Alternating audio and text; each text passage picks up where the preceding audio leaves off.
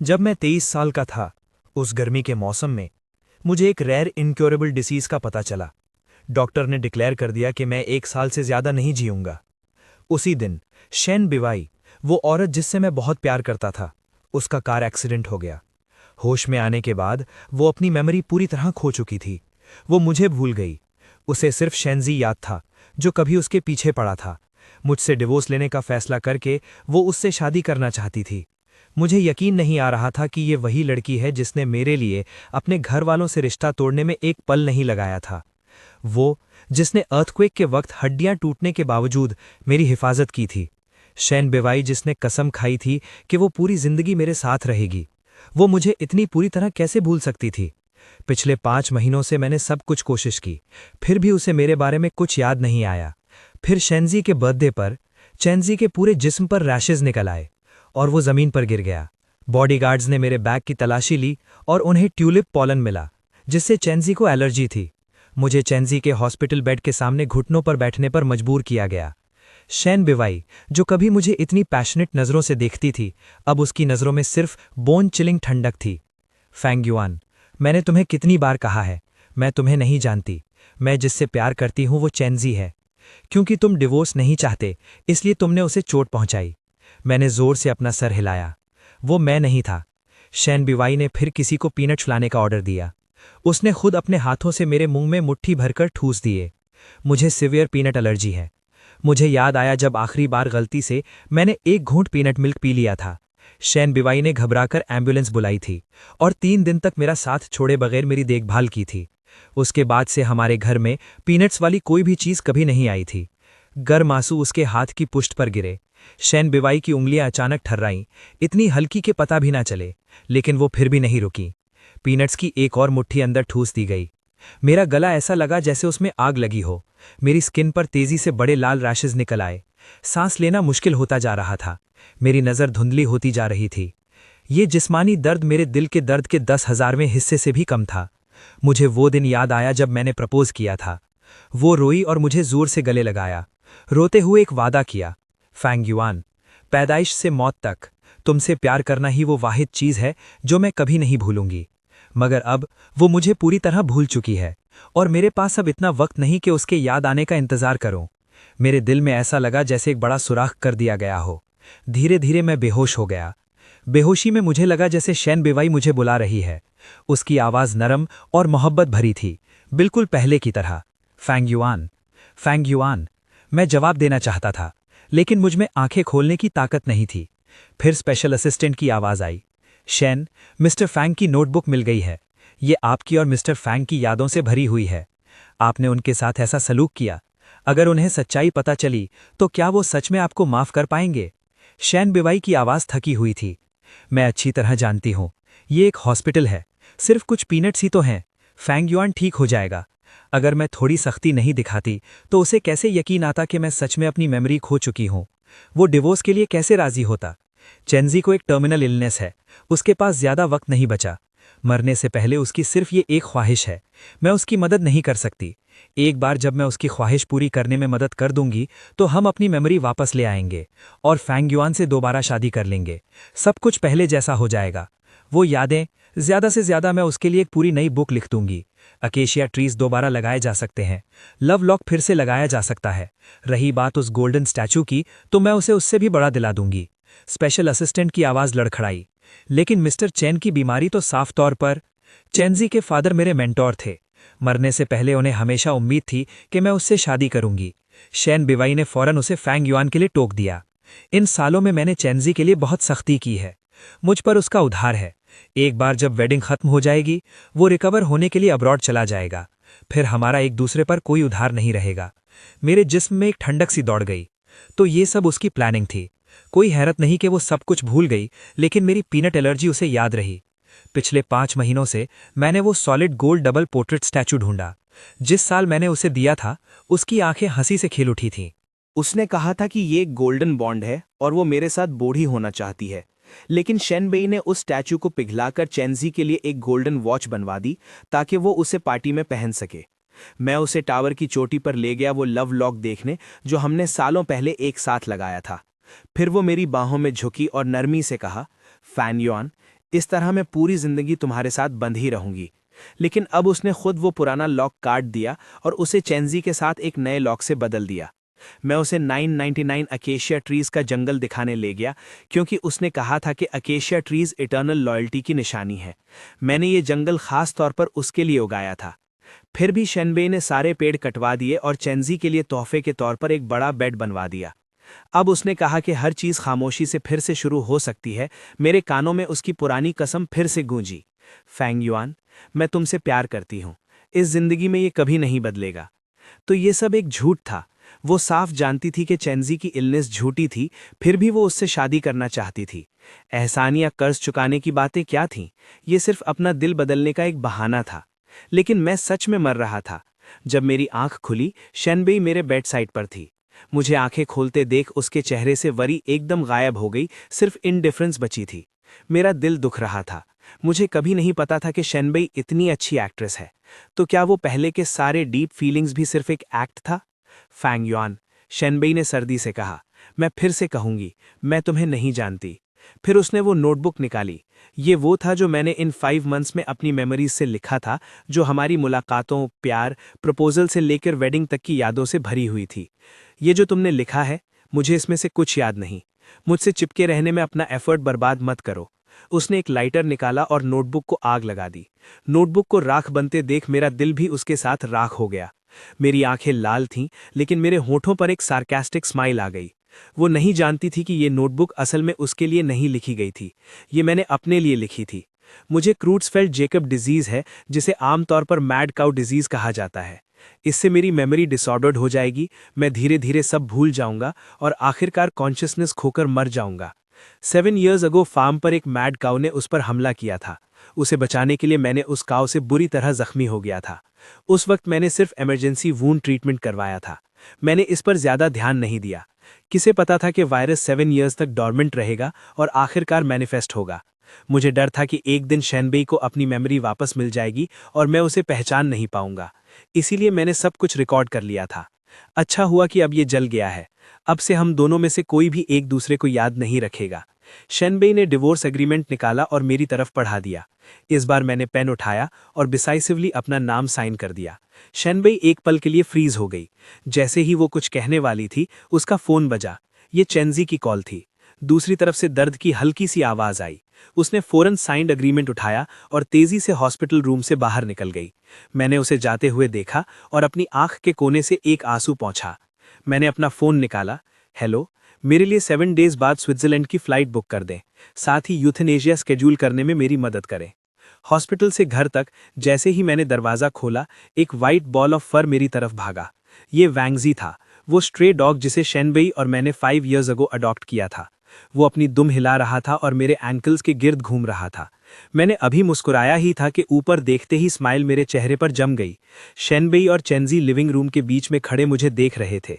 चेंजी फौरन टेरिफाइड दिखने लगा और शेनबेई के पीछे छुप गया। शेनबेई ने तेवरियां चढ़ाईं और बॉडीगार्ड्स को इशारा किया। बॉडीगार्ड्स फौरन मेरी सर्च के लिए आगे बढ़े, इस डर से कि शायद मेरे पास कुछ ऐसा हो जो चेंजी को हार्म करे। मैंने उनकी सर्च को नजरअंदाज कर दिया।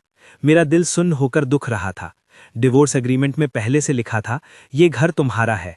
शेनबेई ने अपस्टेयर्स की तरफ इशारा किया। मैं कुछ सामान लूंगी, फिर फौरन चली जाऊंगी। वो मुड़ी और अपस्टेयर्स चली गई।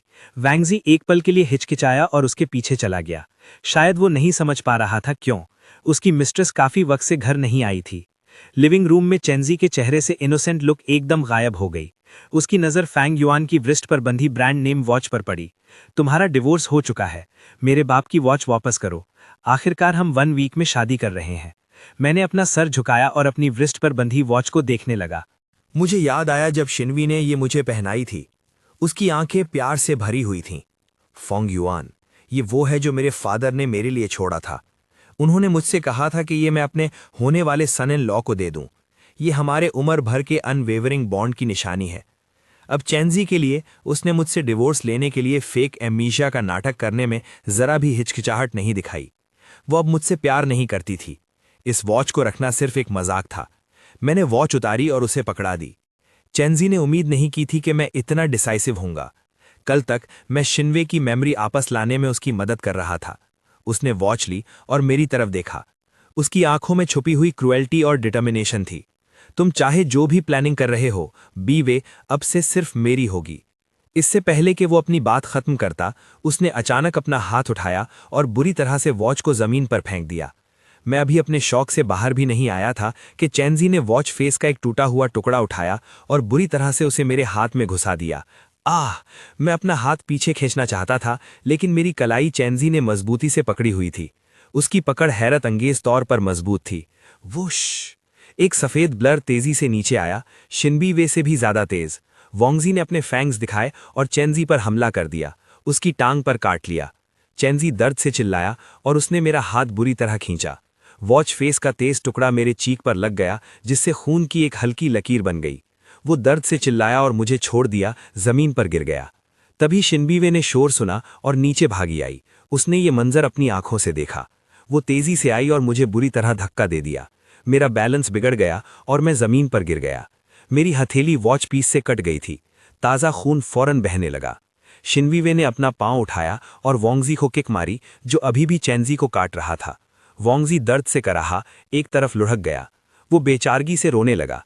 उसे समझ नहीं आ रहा था कि उसकी मिस्ट्रेस, जो हमेशा उससे प्यार करती थी, उसके साथ ऐसा क्यों कर रही है। वो चैंजी को उठाने के लिए झुकी, उसकी आवाज़ फिक्र से भरी हुई थी। चैंजी, क्या तुम ठीक हो? क्या दर्द हो रहा है? वो तुम्हें फौरन हॉस्पिटल ले जाएंगे। उसने जल्दी से चैंजी की जाने में मदद की। शुरू से लेकर आखिर तक मेरी तरफ एक बार भी नहीं देखा।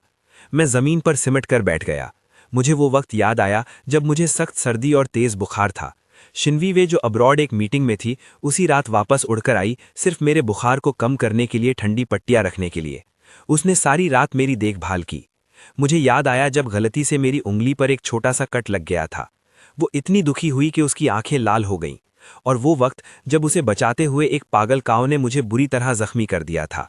वो तकरीबन पागल हो गई थी। स्पेशलिस्ट्स को ढूंढने के लिए उसने पूरा शहर एक कर दिया था। और फिर वो पहली बार जब उसने मुझ पर गुस्सा किया था।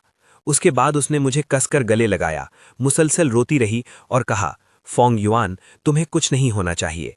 तुम्हारे बगैर मैं जीने से बेहतर मरना पसंद करूंगी। मेरे बगैर क्या वो वाकई जीने से बेहतर मरना पसंद करेगी? मेरे आंसू ठंडी जमीन पर गिरे। वोंगजी कराहा और रेंगते हुए मेरे पास आया, अपनी जुबान निकालकर नरमी से मेरे चेहरे से आंसू चाटने लगा।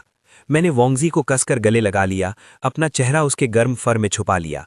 मेरी आवाज़ टूट रही थी, अल्फाज नहीं निकल रहे थे। वोंगजी, मुझे दर्द नहीं हो रहा, वाकई बिल्कुल दर्द नहीं हो रहा। मैंने वोंगजी को पकड़े रखा और खामोशी से सिसकता रहा। वोंगजी ने अपना बड़ा सर मेरे चेहरे से रगड़ा, हल्की आवाज में कराहते हुए, जैसे मुझे दिलासा दे रहा हो। अगर मैं यहां न रहा तो वोंगजी क्या करेगा? मैंने अभी अपने हाथ के जख्म पर बैंडेज बांधी ही थी कि शिनवीवे के बॉडीगार्ड्स अंदर घुस आए। मिस्टर फैंग, प्लीज हमारे साथ चलें। वोंगजी अचानक मेरे सामने कूद गया, बॉडीगार्ड्स को अपने तेज फैंग्स दिखाते हुए एक वार्निंग ग्राउल दी। लीड बॉडीगार्ड ने बिना किसी एक्सप्रेशन के एक टेजर निकाला और अपने साथ वाले शख्स को इशारा किया, उसे चोट मत पहुंचाना। मैं फौरन बोला, हम तुम्हारे साथ चलेंगे। मैं नीचे बैठा, वोंगजी को दिलासा देते हुए, जो हमला करने के लिए तैयार था। अच्छे बच्चे बनो वोंगजी, ये मुझे चोट नहीं पहुंचाएंगे। वोंगजी मेरी टांग से रगड़ने लगा, हल्की आवाज में कराहते हुए। मेरी आंखों में जलन होने लगी। मैंने उसके बड़े सर को थपथपाया। मेरी आवाज भारी हो गई थी। मेरा इंतजार करना, वो जल्द ही तुम्हारे लिए वापस आएगा। मैं वोंगजी को शिनबीवे और चैंजी के पास छोड़कर सुकून से नहीं रह सकता था। मैंने उसे अपने साथ ले जाने का फैसला किया। यूथेनेसिया की डेट तब तक आगे बढ़ाई जा सकती थी जब तक मैं वोंगजी के लिए कोई वाकई रहमदिल ओनर ना ढूंढ लूं। डिटेंशन सेंटर में मैं शिनबीवे से मिला। उसका चेहरा सपाट था, उसकी आंखें बर्फ की तरह ठंडी थीं जब उसने मेरी तरफ देखा। फोंग युआन, ना सिर्फ तुमने वो वॉच तोड़ी जो मेरे फादर ने छोड़ी थी, बल्कि तुमने चैंजी पर हाथ उठाने और उसे जख्मी करने की जुर्रत भी की। लगता है पिछला सबक काफी नहीं था। बस यहां रहो और कुछ दिनों तक चीजों के बारे में सोचो। उसकी नजर मेरे हाथ पर बंधी ब्लड सोक्ड बैंडेज पर गई। उसकी आंखों की पुतलियां तेजी से सिकुड़ गईं, उसकी आईब्रोज अनजाने में चढ़ गईं। तुम्हारे हाथ को क्या हुआ? मैंने धीरे से अपना हाथ उठाया, गौर से उसकी आंखों में देखते हुए। हर लफ्ज धीरे धीरे बोलते हुए मैंने पूछा, शेन बाईवे, क्या तुम्हें वाकई कुछ भी याद नहीं है? उसकी आंखों में एक पल के लिए घबराहट चमकी, लेकिन तुरंत फिर से बेपरवाही में बदल गई। मुझे याद नहीं। मैं बार बार वो 3 लफ्ज बोलता रहा, ठीक है, ठीक है, ठीक है। मेरा दिल ऐसे लग रहा था जैसे किसी तेज चाकू में उसमें एक बड़ा सा सुराख कर दिया हो। हड्डियों तक ठंडी हवा उसमें से गुजर रही थी। वो शख्स जिसने कभी मुझसे कहा था कि चाहे कभी भी हो मेरा दिल सिर्फ फांग युआन को याद रखेगा, अब जानबूझकर मुझे भूल रही थी। मेरे सारे अल्फाज मेरे गले में अटक गए थे, अब निकल ही नहीं पा रहे थे। मैंने अपना चेहरा फेर लिया और उसकी तरफ देखना छोड़ दिया। शेन बाइवे के जाने से पहले उसने डिटेंशन सेंटर के स्टाफ को हुक्म दिया, इसे 3 दिन के लिए बंद रखो, इसे खुद सोचने दो, लेकिन इसे तकलीफ मत देना। जैसे ही वो गई किसी ने आकर मेरे सेल ब्लॉक के लीडर के कान में कुछ कहा। अगले 3 दिन तक मुझे लगातार बाकी कैदियों ने पीटा। मेरा पूरा जिस्म नील पड़ चुका था। मेरे हाथ की पट्टी फाड़ दी गई और जख्म पर बार बार पांव रखा गया। वो जल्द ही सूज गया और उसमें से पीप निकलने लगी। रात को मैं सिर्फ बदबू मारते टॉयलेट के पास सो सकता था। तीसरे दिन मुझे घसीटकर पानी के टब के पास ले जाया गया। बर्फ जैसा ठंडा पानी मेरे सर पर डाला गया। जब मैं डिटेंशन सेंटर से निकला तो मेरी हालत पहचान से बाहर हो चुकी थी। जैसे ही मैं गेट से बाहर निकला मुझे जबरदस्ती गाड़ी में ढकेल दिया गया और एक महंगी रेस्टोरेंट के प्राइवेट रूम में ले जाया गया। कमरे में चैनजी आराम से गोश्त डिप कर रहा था। उसके चेहरे पर भड़काने वाली मुस्कान थी। बैठो, साथ में खाते हैं। मैं मुड़कर जाने लगा, लेकिन बॉडीगार्ड्स ने मुझे जोर से कुर्सी पर बिठाए रखा। चैनजी ने ताज़ा डिप किया हुआ गोश्त का कटोरा मेरे मुंह के सामने लाकर रखा। पिछले 3 दिन अंदर आराम से गुजरे। कुछ पौष्टिक खाना खाओ, अगर तमीज से नहीं रहे तो मैं बाईवे से कहूंगा तुम्हें वापस कुछ दिन के लिए भेज दे। वो 3 दिन की तकलीफ याद करते ही मेरा जिस्म अचानक सख्त हो गया। मैंने चॉपस्टिक्स उठाए और मशीन की तरह एक टुकड़ा गोश्त मुंह में डाल लिया। मैंने खा लिया। क्या अब मैं जा सकता हूं? चैनजी फख्र से हंस पड़ा और हाथ हिलाकर बॉडीगार्ड्स को जाने का इशारा किया। इतना लजीज डॉग हॉटपॉट, मैं सिर्फ एक टुकड़ा ही खाता हूं। मेरा दिल अचानक डूब गया। मेरी आवाज कांप गई। तुम्हारा मतलब क्या है? चैनजी ने अपना मुंह साफ किया। उसकी आवाज में जालिम मुस्कान थी। उस पागल कुत्ते ने मुझे काटने की हिम्मत की तो जाहिर है मैं उसे नहीं छोड़ता। वो बिल्कुल सही था, पौष्टिक डॉग हॉटपॉट के लिए। कैसा लगा? मैंने खास तौर पर किसी से तुम्हारे लिए बचवा कर रखा था। वो मेरे कान के पास झुककर धीमी आवाज में बोला, जो सिर्फ हम सुन सकते थे। ओ हाँ, जब वो लानत का कुत्ता घुट घुट कर मरने वाला था तब भी वो तुम्हारे कपड़ों को पकड़े हुए था और करा रहा था। तुम्हारे कमरे में वापस रेंग कर आना चाहता था। मेरा पेट उलटने लगा। मैं जोर से उल्टी करने लगा। वांग जी, वो अभी भी मेरा इंतजार कर रहा था कि मैं घर आऊं। मैंने अपने होठों को जोर से दबा लिया। मेरे मुंह में मीठा लोहे जैसा जायका भर गया। चैनजी, मैं अचानक खड़ा हो गया। मैंने पूरी ताकत से चैनजी के चेहरे पर मुक्का मारा। तुम्हारी हिम्मत कैसे हुई? मैं चीखा और पूरी डाइनिंग टेबल उलट दी। गर्म शोरबा मेरे पांव और चैनजी के बाजू पर गिर गया। चैनजी दर्द से चीखा, लेकिन मुझे अपने पांव में कोई जलन महसूस नहीं हो रही थी। मैं पागल की तरह झपटा और चैनजी को नीचे दबाकर उसके चेहरे पर लगातार मुक्के मारने लगा। मेरी आंखें लाल हो चुकी थी। तभी प्राइवेट रूम का दरवाजा जोर से खुला। शेन बाइवे दौड़ती हुई अंदर आई। फांग युआन, तुम क्या कर रहे हो? उसने जोर से मुझे चैनजी से अलग किया। मेरा सर उल्टी हुई टेबल के कोने से जोर से टकराया। मेरी नजर तुरंत अंधेरी हो गई। मैंने हाथ ऊपर ले जाकर छुआ तो मेरा हाथ ताज़ा लाल खून से भर गया। शेन बाइवे ने चैनजी को संभाला और मुझ पर चीखी, क्या तुम पागल हो? लेकिन जब उसने मेरा चेहरा ताज़ा खून से भरा देखा तो उसका पूरा जिस्म जम गया। उसके चेहरे पर दर्द बिल्कुल सच था। बाइवे, मेरा बाजू बहुत दर्द कर रहा है। चैनजी ने अपना लाल जला हुआ बाजू उठाया। उसकी आवाज शिकायत से भरी हुई थी। शेन बाइवे का चेहरा तुरंत फिर से ठंडा हो गया। मैंने अपने चेहरे से खून पोंछा और कांपते हुए जमीन पर पड़े गोश्त की तरफ इशारा करके चीखा, इसने वांगजी को मार दिया। इसने हमारे वांगजी को पका दिया। ये वांगजी है जो 5 साल से हमारे साथ था। शेन बाइवे जमीन पर पड़े गोश्त को घूर कर देखने लगी। उसके चेहरे पर दर्द उभर आया। चैनजी तुरंत बोल पड़ा। उसकी आवाज मासूमियत से भरी थी, बाइवे, उस कुत्ते ने पहले मुझे काटा था। तुमने खुद कहा था कि इसे मैं हैंडल करूं। आखिर वो तुम्हारा ही कुत्ता था। मैं कैसे बेपरवाही से कुछ कर सकता था? मैंने बस उसे एनिमल रेस्क्यू सेंटर ले गया। कौन सा कुत्ता हॉट पॉट मुझे नहीं पता ये क्या कह रहा है। मैं आराम से डिनर कर रहा था और ये आकर मुझे मारने लगा। शैन बाइवे ने मुझे देखा। उसकी नज़र और भी ठंडी हो गई। मुझे याद नहीं कि हमारे पास कभी कोई कुत्ता था। चैनजी इतना कमज़ोर है, वो तुम्हारे बताए हुए जैसा कुछ नहीं करेगा। लेकिन जो कुत्ता इंसान को काटे वो तो मरने के लायक होता है। चाहे वाकई उसे हॉटपॉट बना दिया गया हो, फिर भी तुम किसी को मार नहीं सकते और उस पर उबलता पानी नहीं फेंक सकते ना। मेरे दिमाग में अचानक 5 साल पहले की वो बारिश भरी रात उभर आई। हमने कचरे के डब्बे के पास एक कांपते हुए छोटे से पपी को पाया था। उसने बेचारी सी हालत में मेरी उंगलियां चाट ली थीं। हम उसे साथ में घर ले आए थे। शैन बाइवे ने उसे नहलाया था। उसे बाहों में लेकर मुस्कुराती हुई उसकी आंखें सिकुड़ गई थीं। इसका नाम वांगजी है, ठीक है? अब इसे कभी तकलीफ नहीं होगी। मैं और वांगजी मिलकर तुम्हारी हिफाजत करेंगे, ठीक है? ये सोचते ही मेरी आंखें भर आईं और आंसू तुरंत निकल आए। कितना मजाक है, कितनी व्यंग्य बात है। वांगजी ने मौत तक मुझे याद रखा, जबकि मेरे सामने खड़ी ये औरत जिसने कभी कहा था कि वो मुझसे दीवानगी की हद तक प्यार करती है, अब किसी और मर्द के लिए झूठी भूलने की बीमारी का नाटक कर रही है और बार बार मुझे चोट पहुंचा रही है। शैन बाइवे ने फांग युआन की हालत देखी। उसका दिल ऐसे था जैसे कोई अनजान हाथ उसे जोर से दबा रहा हो। उसने अपनी उंगलियां कस लीं, लेकिन चुपचाप अपने आप से कहती रही, बस 3 दिन और बर्दाश्त करो। 3 दिन में शादी खत्म हो जाएगी, वो अपनी यादें वापस पालेगी। बाइवे, मुझे बहुत दर्द हो रहा है। चैनजी की दर्द भरी करहा ने उसे हकीकत में वापस खींच लिया। शैन बाइवे ने उसके जले हुए बाजू को देखा। उसकी आंखें दुख से भर गईं। उसने मेरे पांव पर ध्यान भी नहीं दिया। मेरी स्किन जलकर उतर रही थी। मैं तुम्हें तुरंत हॉस्पिटल ले जाती हूँ। उसने मेरी तरफ दोबारा देखा तक नहीं। उसने चैनजी को सहारा दिया और मुड़कर चली गई। प्राइवेट रूम का दरवाज़ा फिर से जोर से खुला। एक बैग जोर से मेरे पाँव के पास गिरा।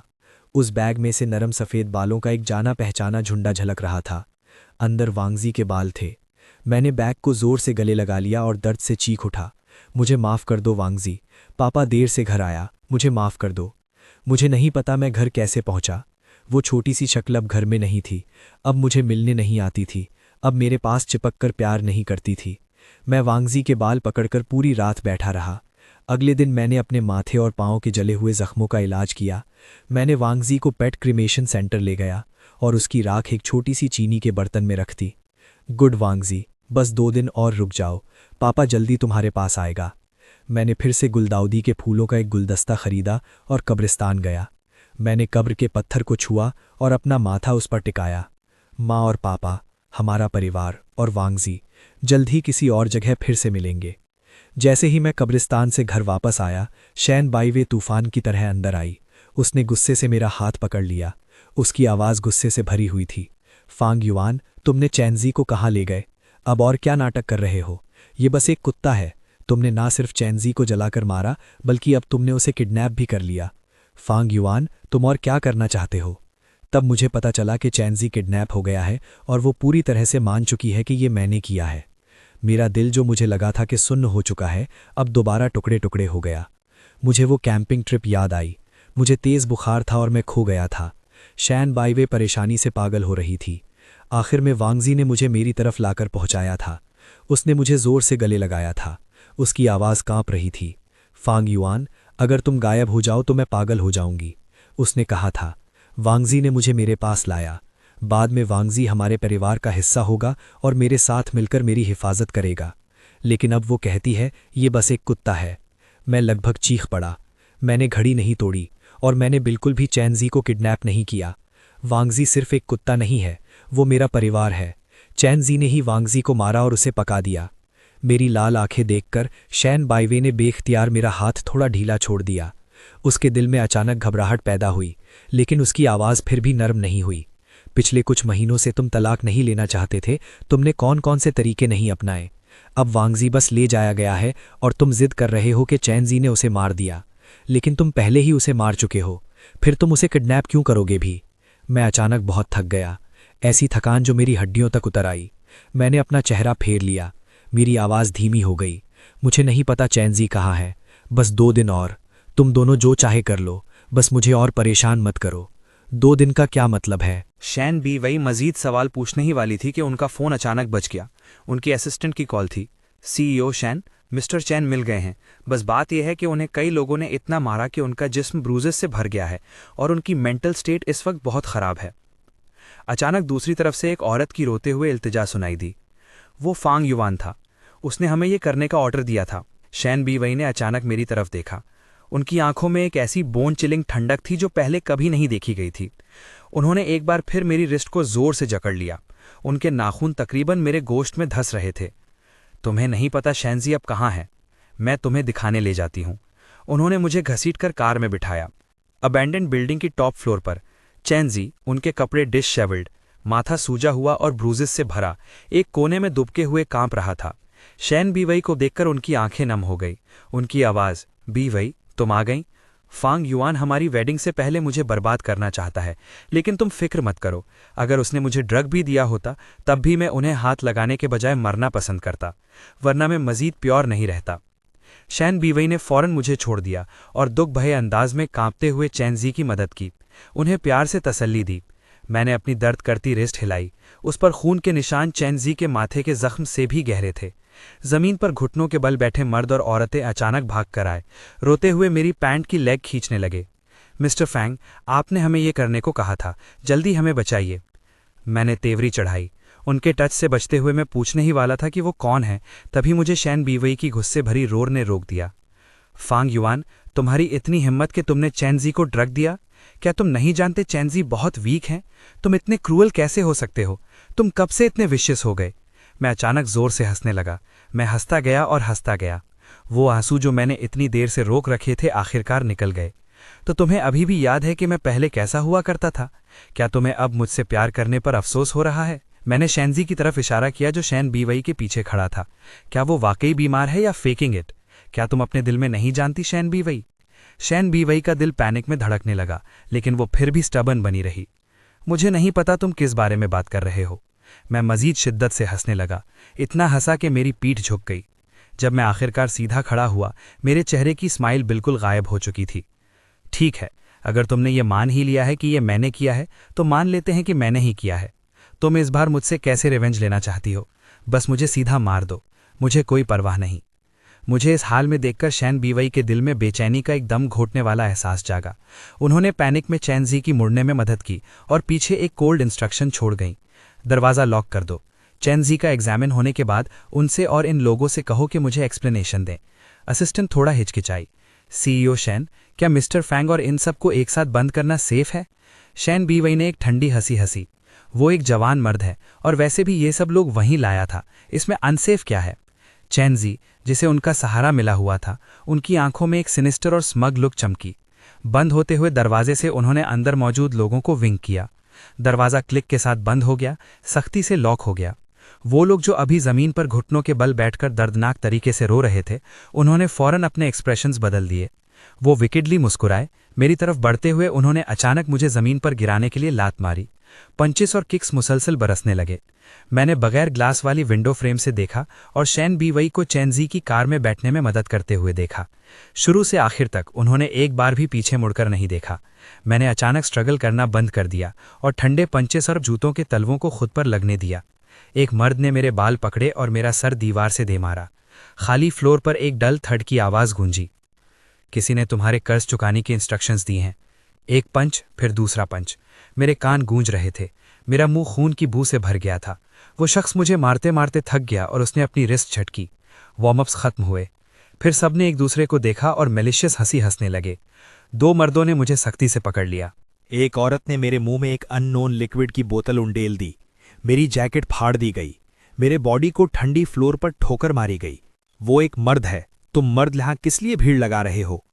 एक औरत जो फैंग युआन की शर्ट के बटन खोल रही थी हंसी और अपने पास खड़े ईगर मर्दों को डांटा। वल्गर लहजे वाले मर्द। कोई हैरत नहीं कि वो एक्स हस्बैंड रहा है। ये बॉडी, ये फेस, ये हम मर्दों को भी टेम्प्टेड महसूस करवाता है। हा। मेरी आंखें खाली थीं। मैंने न स्ट्रगल किया न ही कोई साउंड निकाली। उस माउंटेन क्लाइंबिंग ट्रिप की इमेजेस मेरी आंखों के सामने फ्लैश होने लगीं। गलती से मेरे एंकल में मोच आ गई थी। शैन वेई ने दुख के साथ घुटनों के बल बैठकर मेरे एंकल की मसाज की थी। उस दिन का सनसेट भी आज की तरह वार्म था और वेडिंग पर उसने मुझे हक किया। उसकी आंखें थोड़ी रेड थीं, ये कहते हुए कि मुझसे शादी करना उसकी लाइफ की सबसे बड़ी फॉर्चून थी। और उस वक्त सिर्फ इसलिए क्योंकि एक वेल्दी शराबी ने कहा था कि वो मेरे साथ एक रात सोना चाहती है, शैन वेई ने फौरन अपने कनेक्शंस इस्तेमाल किए ताकि दूसरा फैमिली बैंकरप्ट हो जाए। रातों रात क्लाउड से मड में गिरते हुए उसने कहा, फैंग युआन, तुम सिर्फ मेरे हो सकते हो, किसी और को तुम्हें डिजायर करने की इजाजत नहीं है। माजी का हर सीन मेरी आंखों के सामने आया, फिर सोप बबल्स की तरह शैटर होकर वैनिश हो गया। मेरी आंख के कोने से एक टीयर निकलकर बहा। शैन वेई, मेरी इस लाइफ में सबसे बड़ा रिग्रेट ये है कि मैंने तुमसे प्यार किया। जब सबने अपना गुस्सा वेंट कर लिया, उन्होंने अपने कपड़े सीधे किए और मुझे बांधने वाली रोप्स खोल दी। अगर मुझे पता होता कि तुम्हारी कोई बैकबोन नहीं है तो मैं तुम्हें बांधने की जहमत न करती, कोई हैरत नहीं कि ज़ियाओशेन उसे फेवर करती है, वो वाकई लोगों को स्टॉप करने के काबिल नहीं छोड़ता। सही ना? एक लाफ्टर का बर्स्ट हुआ। मैंने नंबली खुद को सहारा दिया, अपने मुंह के कोने से ब्लड साफ किया और अपनी रिब्ड शर्ट एडजस्ट की। मैं स्लोली सीधा खड़ा हुआ, मेरा स्ट्रेट बॉडी पीछे की तरफ झुका। सरप्राइज की एक गैस्प मेरे कानों तक पहुंची। ओह माय गॉड, वो जंप कर गया। वैसे भी मैं जल्द मरने वाला हूं, एक दिन पहले या बाद में क्या डिफरेंस है। बस ये कोई डिग्निफाइड तरीका नहीं है जाने का। मुझे लगा जैसे मैं किसी स्वैम्प में सिंक हो रहा हूं, गहरे से गहरा सिंक होता गया जब तक कि मैं डार्कनेस में पूरी तरह डिसअपियर नहीं हो गया। जब मैंने दोबारा आंखें खोली तो ओवरहेड लाइट्स इतनी ब्लाइंडिंग थीं कि मुझे स्क्विंट करना पड़ा। मैंने अपना हाथ फोरहेड को शील्ड करने के लिए उठाया। ये कहाँ है? हॉस्पिटल। सही बात है। शन वई, मेरी वजह से। पीनट से एलर्जिक और उसकी अपने असिस्टेंट के साथ कॉन्वर्सेशन। उसने अपनी मेमोरी बिल्कुल नहीं खोई थी। मेरा दिल ऐसा लगा जैसे फट रहा हो, नम्बनेस की हद तक दर्द हो रहा था। मेरी आंखें ड्राई और स्टिफ थीं। मैं बैठना चाहता था, लेकिन मेरा पूरा बॉडी डिसइंटीग्रेटेड महसूस हो रहा था। इतना दर्द हुआ कि मुझे गैस्प करना पड़ा। तभी मैंने नोटिस किया कि मेरी रिस्ट्स और लेग्स दोनों पर बैंडेजेस थीं। मैंने अपनी ड्रेसिंग चेंज करती हुई नर्स को देखा। मैंने हल्की सी फ्राउन की। मुझे सिर्फ एलर्जिक रिएक्शन हुआ था। मेरे बॉडी पर वूंड्स क्यों हैं? नर्स ने मेरी तरफ देखा। उसका टोन सरप्राइज था। किससे एलर्जिक? जब तुम्हें यहां लाया गया तुम्हारा पूरा बॉडी वूंड से भरा हुआ था। नए वूंड्स पुराने जख्मों के ऊपर थे। तुम्हारी लेग्स पर बेयर बर्न्स भी थे। बहुत से वूंड्स पहले ही इन्फेक्टेड थे, खास तौर पर तुम्हारी पाम्स पर। अगर तुम थोड़ी देर बाद आते तो उन्हें एम्प्यूटेट करना पड़ता। मुझे वाकई नहीं पता कि तुमने ये कैसे एंड्योर किया। मैं पूरी तरह स्टन रह गया। नर्स ने जो कहा मुझे उसमें से कुछ भी याद नहीं था। मैंने अपना फ़ोन निकाला। स्क्रीन पर डेट मेरी मेमोरी से बिल्कुल मैच नहीं कर रही थी। फोटो एल्बम में 2 दिन बाद की प्लेन टिकट्स थीं और एक यूथनेशिया अपॉइंटमेंट स्लिप थी। मुझे बस सर में पाउंडिंग हेडेक महसूस हुआ। डिवोर्स पेपर साइन करते वक्त वॉच फेस से मेरी पाम कट गई। वांगजी को मेरे घर आने का वेट करने का कहना, सेमेट्री में पीटा जाना, बिल्डिंग से गिरना, फ्रैगमेंटेड मेमोरीज मेरे दिमाग में उमड़ आईं। लेकिन मैं जितनी भी कोशिश करता मैं उन्हें एक कंप्लीट स्टोरी में नहीं जोड़ सका। मेरा दिल इतना दुख रहा था कि लगा फट जाएगा। मेरी मेमोरीज पहले ही मैसअप हो चुकी थीं। इससे मुझे ये भी रियलाइज हुआ कि मेरी इलनेस एक्सपेक्टेड से पहले वर्सनड हो चुकी है। शायद एक वीक, शायद कल, शायद अगले ही सेकंड मैं सब कुछ भूल जाऊंगा। हॉस्पिटल रूम का डोर अचानक जोर से खुला। शन बीवाई जल्दी से अंदर आई और मुझे जोर से गले लगा लिया। उसकी आंखें लाल थी। उसके चेहरे पर दर्द इतना असली था कि फेंक नहीं लग रहा था। फैंग युआन, तुम्हें इतनी चोट कैसे लगी? उसकी आवाज कांप रही थी जैसे वो पिछले कुछ दिनों से इतनी परेशान थी कि उसने ध्यान ही नहीं दिया कि मैं जख्मों से भरा हुआ था। मैंने जबरदस्ती अपना हाथ पीछे खींच लिया, अपना चेहरा फेर लिया ताकि उसका टच अवॉइड कर सकूं। मेरा लहजा बर्फ जैसा ठंडा था। क्या नाटक खत्म हो गया? क्या तुम्हारी मेमोरी वापस आ गई है? शन बीवाई का चेहरा फौरन पीला पड़ गया। उसकी आंखों का दर्द सख्त हो गया, फिर पूरी तरह गायब हो गया। हालांकि मुझे तुम याद नहीं हो, पर हम फिर भी कभी हस्बैंड और वाइफ थे। थोड़ी फिक्र होना तो नेचुरल है। तभी चेंजी अंदर आया, दरवाजे के फ्रेम का सहारा लेते हुए।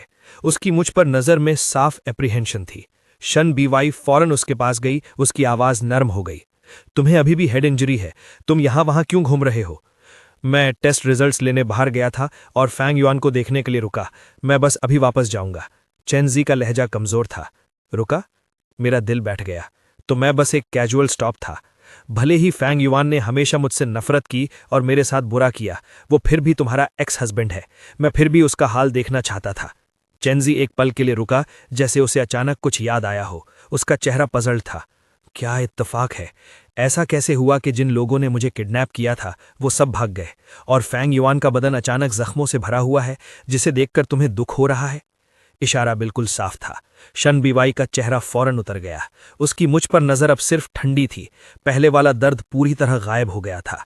फैंग युआन, क्या तुम जिम्मेदार ठहराए जाने से डर रहे हो, इसलिए तुमने उन लोगों को जाने दिया और तुमने जानबूझकर खुद को चोट पहुंचाई, खुद को सेफ्टी नेट पर लटकाया, बिल्कुल पहले की तरह मेरी अटेंशन पाने के लिए? वरना ये इतना बड़ा इत्तेफाक कैसे हो सकता है? मुझे याद नहीं कि चेंजी ने क्या कहा, पर शन बीवाई ने उसके सिर्फ कुछ लफ्जों पर मुझ पर शक किया। उसने एक बार कहा था, चाहे जो भी हो जाए वो मेरे साथ खड़ी रहेगी, मुझ पर अनकंडीशनली भरोसा करेगी। अब वो मेरे पूरे बदन पर लगे जख्मों को सिर्फ फेक समझती है ताकि उसकी अटेंशन पा सकूं। मैंने सोचा था कि मेरा दिल टूट जाएगा, लेकिन मुझे ये सिर्फ एब्सर्ड और रिडिकुलस लगा। इस पल चेंजी ने अचानक मेरे पेशेंट गाउन के कॉलर की तरफ इशारा किया। उसने अपनी आवाज़ ऊंची की। ओह, ये क्या है? शन बीवाई ने उस तरफ देखा जहां उसने इशारा किया था। उसकी आंखों की पुतलियां सिकुड़ गई। Fang Yuan. उसकी आवाज़ बर्फ जैसी ठंडी थी। ये कौन है? मैंने अपना सर झुकाया, अपनी चेस्ट पर पर्पलिश रेड निशान देखने के लिए। वो एक हिकी था, पर मुझे बिल्कुल याद नहीं था कि ये कहाँ से आया। मुझे सिर्फ नौजिया की एक लहर महसूस हुई। शन बीवाई ने अचानक मेरी बैंडेज्ड रिस्ट को जोर से पकड़ लिया। इतना दर्द हुआ कि मेरी सांस रुक गई। मैंने तुमसे पूछा, वो औरत कौन है? मैंने जबरदस्ती उसका हाथ पीछे धकेल दिया। मेरी आवाज़ थकावट से भरी थी। शन बीवाई, हमारा डिवोर्स हो चुका है। तुम चेंजी के साथ रह सकती हो। मेरे मामले से तुम्हारा कोई लेना देना नहीं है।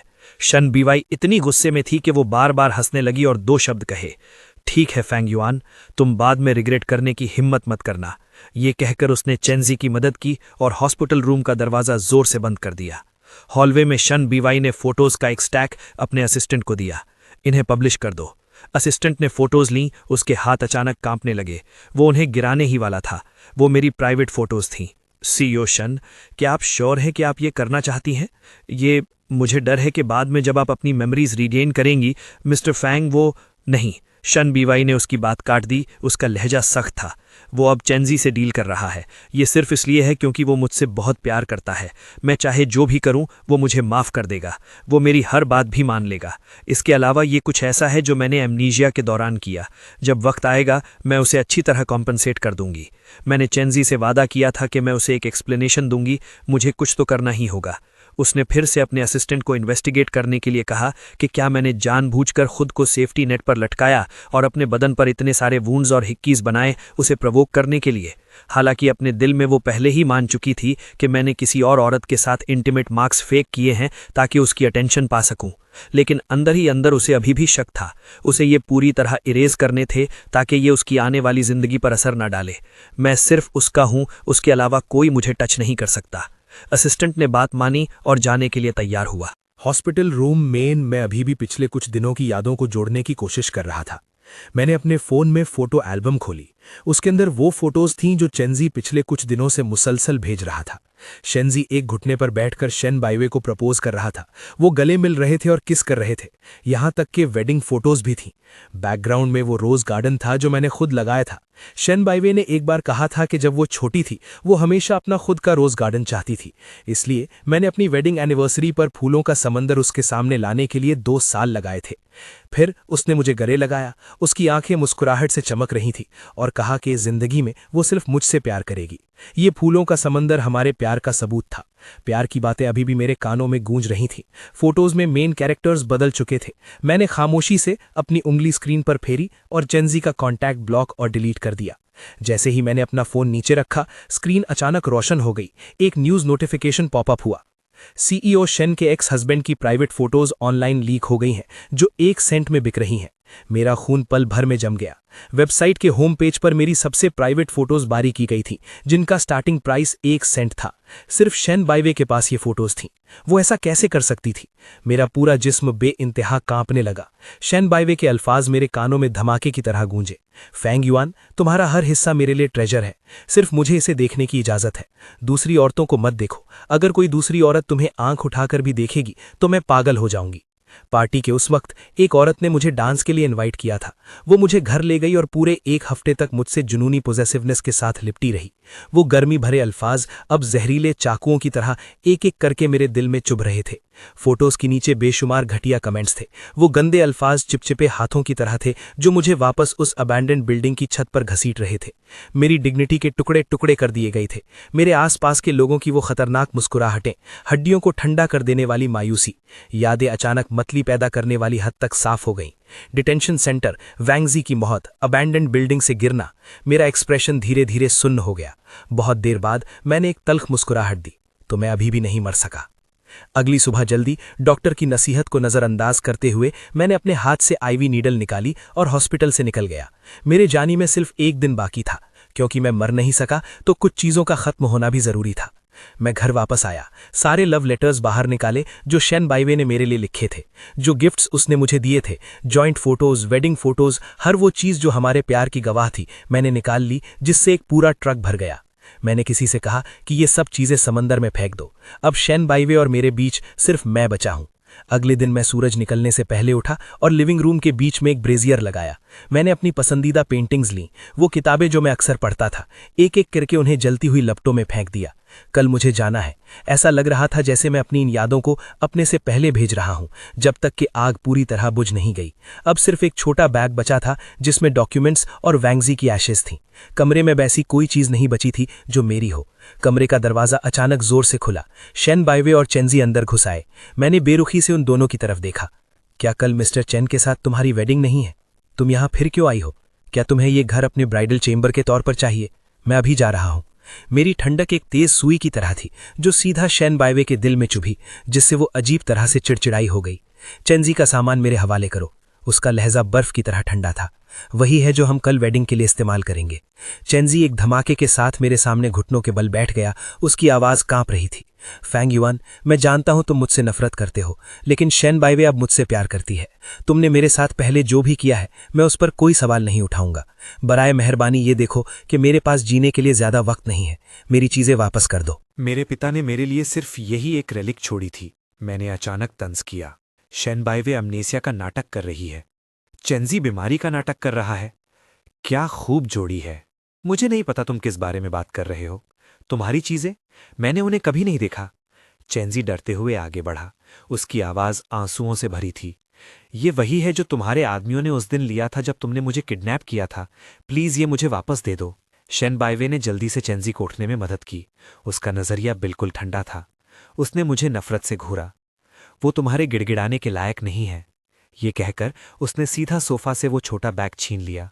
उसने उसके अंदर का सब कुछ फर्श पर गिरा दिया और कहा, मुझे अब इसकी जरूरत नहीं है। मेरी खौफजदा चीख मेरे गले में ही अटक गई। वोंघाई का अर्न टाइल्ड फर्श पर गिर गया। एक क्रैक के साथ वो चकनाचूर हो गया।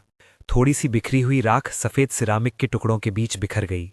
मैंने वोंगझाई से वादा किया था कि मैं उसे अपने साथ ले जाऊंगा, लेकिन अब कुछ नहीं बचा, कुछ भी नहीं। मैं कांपते हुए घुटनों के बल बैठ गया। मेरी उंगलियां राख के ढेर को छूने ही वाली थीं। चेंजी अचानक जोर से चिल्लाया। बिखरी हुई चीज़ों को टटोलते हुए उसे एक जेट पेंडेंट मिला जो कई टुकड़ों में टूटा हुआ था। उसने अपना पांव जोर से राख के ढेर पर रखा और उसे 2 बार कुचला। फौरन ही वो मुझ पर झपट पड़ा, किसी पागल की तरह मुक्के और लाते मारने लगा। लेकिन मैं बिना होश के किसी शख्स की तरह था। मेरी नज़र ज़मीन पर टिकी थी। वो राख, अब उन्हें दोबारा इकट्ठा नहीं किया जा सकता था। शेन बाइवे ने चेंजी को पीछे खींचा। उसने ज़मीन पर पड़े जेट पेंडेंट की तरफ इशारा किया और मुझसे सवाल किया, क्या तुम्हारे पास इनकार करने के लिए अब कुछ बचा है? चेंजी के चेहरे पर दुख के आसार थे। इसे मेरे पिता के गुनाहों का प्रायश्चित करने के लिए एक दिन तक उनकी कब्र के सामने घुटनों के बल बैठने दो। शेन बाइवे एक पल के लिए हिचकिचाई। आखिरकार उसने सर हिला दिया। मेरे मुंह से एक मायूस चीख निकली। मेरी ब्लड शॉट आंखों ने शेन बाइवे को घूरा। उसने मेरा सब कुछ तबाह कर दिया था, मुझे जिस्मानी और जहनी तौर पर थका दिया था। अब वो आखिरी चीज़ भी छीन ली गए जिसकी मैं परवाह करता था। इस जिंदगी में मेरा सबसे बड़ा पछतावा शेन बाइवे से मिलना है। शेन बाइवे का दिल अचानक बैठ गया, लेकिन उसने फौरन उस अजीब एहसास को दबा दिया। जैसे ही वो मुड़ी, उसने एक बात कही, ये जल्द ही खत्म हो जाएगा। मैंने अपना सर झुका लिया। मेरी आवाज़ धुएं की तरह हल्की थी। हाँ, सब कुछ जल्द ही खत्म हो जाएगा। शेन बाइवे मेरी बातों का मतलब नहीं समझी। जैसे ही वो कुछ और पूछने वाली थी, चेंजी ने उसे पीछे खींचा। बाइवे, शादी के लिए अभी बहुत कुछ करना बाकी है, चलो जल्दी करते हैं। शेन बाइवे और चेंजी के जाने के थोड़ी देर बाद चेंजी वापस आया। वो उसे उसके पेरेंट्स की कब्रों तक घसीट कर ले गया। कुछ बॉडीगार्ड्स ने मुझे उठाने में मदद की। उन्होंने मुझे एक बोरे की तरह घसीटा और 2 ग्रेव स्टोन्स के सामने फेंक दिया। चेंजी ने अपने चमड़े के जूते की नोक से मेरी थोड़ी उठाई। उसकी आंखें जहरीली थीं। मैंने इतने सालों तक बाइवे से मोहब्बत की है। तुम्हारे आते ही तुमने उसे मुझसे क्यों छीन लिया? एक भी लम्हा ऐसा नहीं गुजरा जब मैं तुम्हें जान से मारना न चाहता हूं। अब मेरे सामने कावटाव करो, कहो कि तुम एक बदमाश हो, वरना मैं तुम्हारे पेरेंट्स की कब्रें खोद दूंगा और उनकी हड्डियों का चूरा कर दूंगा। मेरी आंखों की पुतलियां अचानक सिकुड़ गईं। मेरे गले से एक टूटी हुई इल्तिजा निकली। डोंट! मेरा माथा ठंडी पत्थर की सिल से जोर से टकराया। मैं एक बदमाश हूं, फिर से मैं एक बदमाश हूं। 2 घंटे तक मुसलसल कावटाव करने की वजह से मेरा सर फट गया और खून बहने लगा। थका हारा मैं ज़मीन पर गिर गया। चेंजी ने एक फतेहाना हंसी हंसी। मैंने अपना इरादा बदल लिया है। तुम्हारे पेरेंट्स की कब्रें खोदना ज़्यादा मज़ेदार होगा। Please don't. मेरा मुंह खून और झाग से भरा था। तुम्हारे फादर्स रेलिक, मुझे सच में उसके बारे में नहीं पता। चेंजी ने हिकारत से तंज किया। बेशक तुम्हें नहीं पता होगा, क्योंकि वो मैंने तुम्हारे बैग में रखी थी, एक फेक रेलिक। मैं मर रहा हूं, मैं कल जा रहा हूं। मैंने अपनी बची खुची सारी ताकत से इल्तिजा की। प्लीज़ मेरे पेरेंट्स को बख्श दो। सिंपैथी पाने के लिए फिर से तरस खाने का नाटक कर रहे हो। मैं इस फेक इलनेस की चाल से कब से तंग आ चुका हूं। चेंजी ने अपनी आंखें घुमाई और बेसब्री से अपने आदमियों को इशारा किया। मैंने बेबसी से देखा कि मेरे पेरेंट्स की कब्रें खोदी जा रही थीं। मेरी आंखें गुस्से से फट गईं। उसकी आवाज़ ठंडी थी। और वैसे मैं तुम्हें बता दूं, शेन बाई वे ने अपनी मेमोरी कभी खोई नहीं थी। याद रखना, दोबारा कभी शिनीवे और मेरे सामने मत आना, वरना मैं तुम्हारी जिंदगी मौत से भी बदतर बना दूंगा।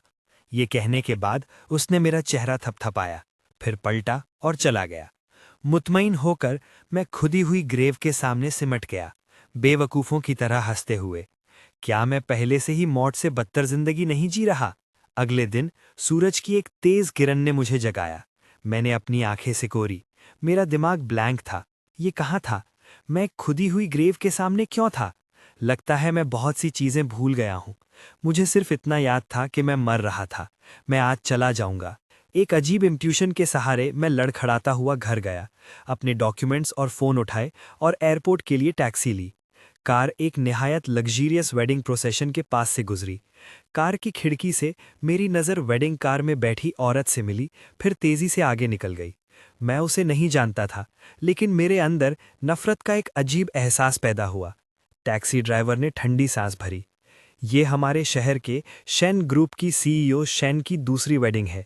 कहते हैं कि वो और उसका एक्स हस्बैंड कभी एक दूसरे के इश्क में पागल थे। कौन जाने ये लव स्टोरी कब तक चलेगी।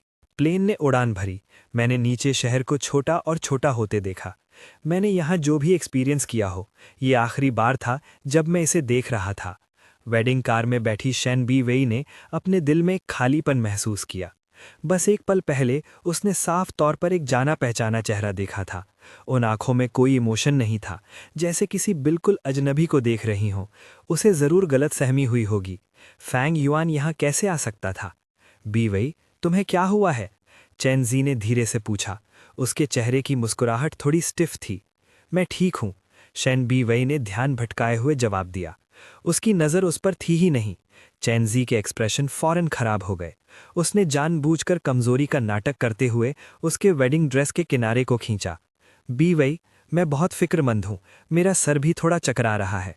आमतौर पर ऐसी छोटी हरकतें शेन बी वेई को फौरन उसके लिए परेशान कर देती थीं, लेकिन आज उसने सिर्फ हल्के से सर हिलाया।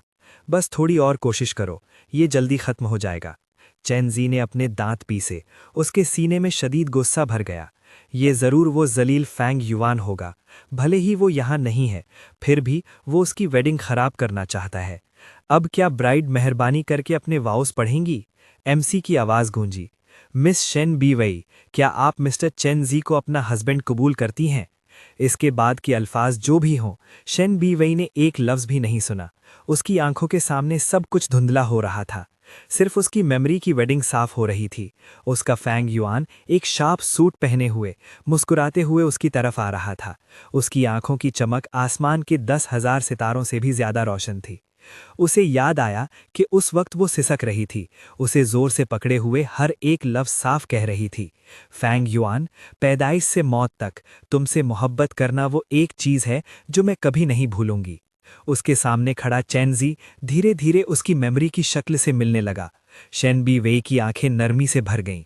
उसकी आवाज़ जज्बात से कांप रही थी। वो अचानक बोल उठी, फैंग युआन, आई डू। वो जगह फौरन खामोश हो गई। फिर फौरन ही ऑडियंस में फुसफुसाहट शुरू हो गई। उसने किसका नाम लिया? फैंग युआन का ही नाम है ना? हे भगवान, ये एक वेडिंग है और उसने अपने एक्स हस्बैंड का नाम पुकारा। क्या वो पागल है? मैंने तुमसे कहा था, सीईओ शेन फैंग युआन को कैसे भूल सकती हैं? फैंग युआन उनके प्यार के लिए अपनी जान देने को तैयार था। ये कौन नहीं जानता? चेंजी का चेहरा देखो, ये पूरा पेल पड़ गया है। अब एक अच्छा तमाशा देखने को मिलेगा। क्या ये वेडिंग आगे बढ़ भी सकती है? वो शायद जल्द ही उस चेंजी को डिवोर्स दे देगी, फिर फैंग युएन से दोबारा शादी कर लेगी। चेंजी का चेहरा गुस्से और शर्म से बदल रहा था। उसने अपनी मुट्ठियां भींच ली थीं। कस के पकड़ने की वजह से उनका रंग पेल पड़ गया था। मिलिशियस रिजेंटमेंट उसकी आंखों की गहराई में उबलने लगी। फैंग युएन, मैं तुम्हें जरूर मार डालूंगा। एमसी ने दो फीकी हंसी हंसी, जल्दी से सिचुएशन को संभालने की कोशिश करते हुए। मिस शेन का मतलब था कि वो मिस्टर चेंजी के साथ सुबह से शाम तक रहने को तैयार हैं। इस प्यार को लफ्जों की जरूरत नहीं, कितना रोमांटिक है। लेकिन सब जानते थे शेन बेइवे ने फैंग युएन का नाम पुकारा था। लोगों की फुसफुसाहट और गॉसिप उसके कानों में किसी लहर की तरह गूंजने लगी। शेन बेइवे अचानक होश में आई। तभी उसे झटका लगा और एहसास हुआ कि उसने एक ब्लंडर कर दी है और उसने चेंजी को गलती से मैं समझ लिया था। उसने चेंजी के पेल चेहरे को देखा। उसकी आवाज, मुझे माफ कर दो। चेंजी ने जबरदस्ती एक स्माइल दी। उसकी उंगलियां उसकी ट्राउजर्स की सिलाई में धस रही थीं। सब ठीक है बेइवे, मैं तुम्हें समझता हूं। सिर्फ वो खुद जानता था कि वो गुस्से में अपने दांत पीस रहा था। अगली रिचुअल एक अजीब से माहौल में आगे बढ़ी और जल्द ही खत्म हो गई। जैसे ही वो लाउंज में दाखिल हुए, चेंजी की आंखें लाल थीं और उसकी आवाज भारी हुई थी। बेइवे, आज की वेडिंग मेरी सोच से बहुत अलग थी। मैं जानता हूं कि फैंग युएन अभी भी तुम्हारे दिल में है, लेकिन आज हमारा इंपॉर्टेंट दिन है। शेन बेइवे ने परेशानी में अपना सर पकड़ लिया। मैंने पहले ही कह दिया कि मुझे अफसोस है। तुम्हें पता है मेरे पास ज्यादा वक्त नहीं बचा है। चेंजी ने आधा कदम आगे बढ़ाया। उसकी आवाज लगभग गिड़गिड़ाने वाली थी। बेइवे, मेरी ख्वाहिश सिर्फ एक आखिरी कदम दूर है। क्या हम अपनी मैरिज रजिस्टर करवाने चलें?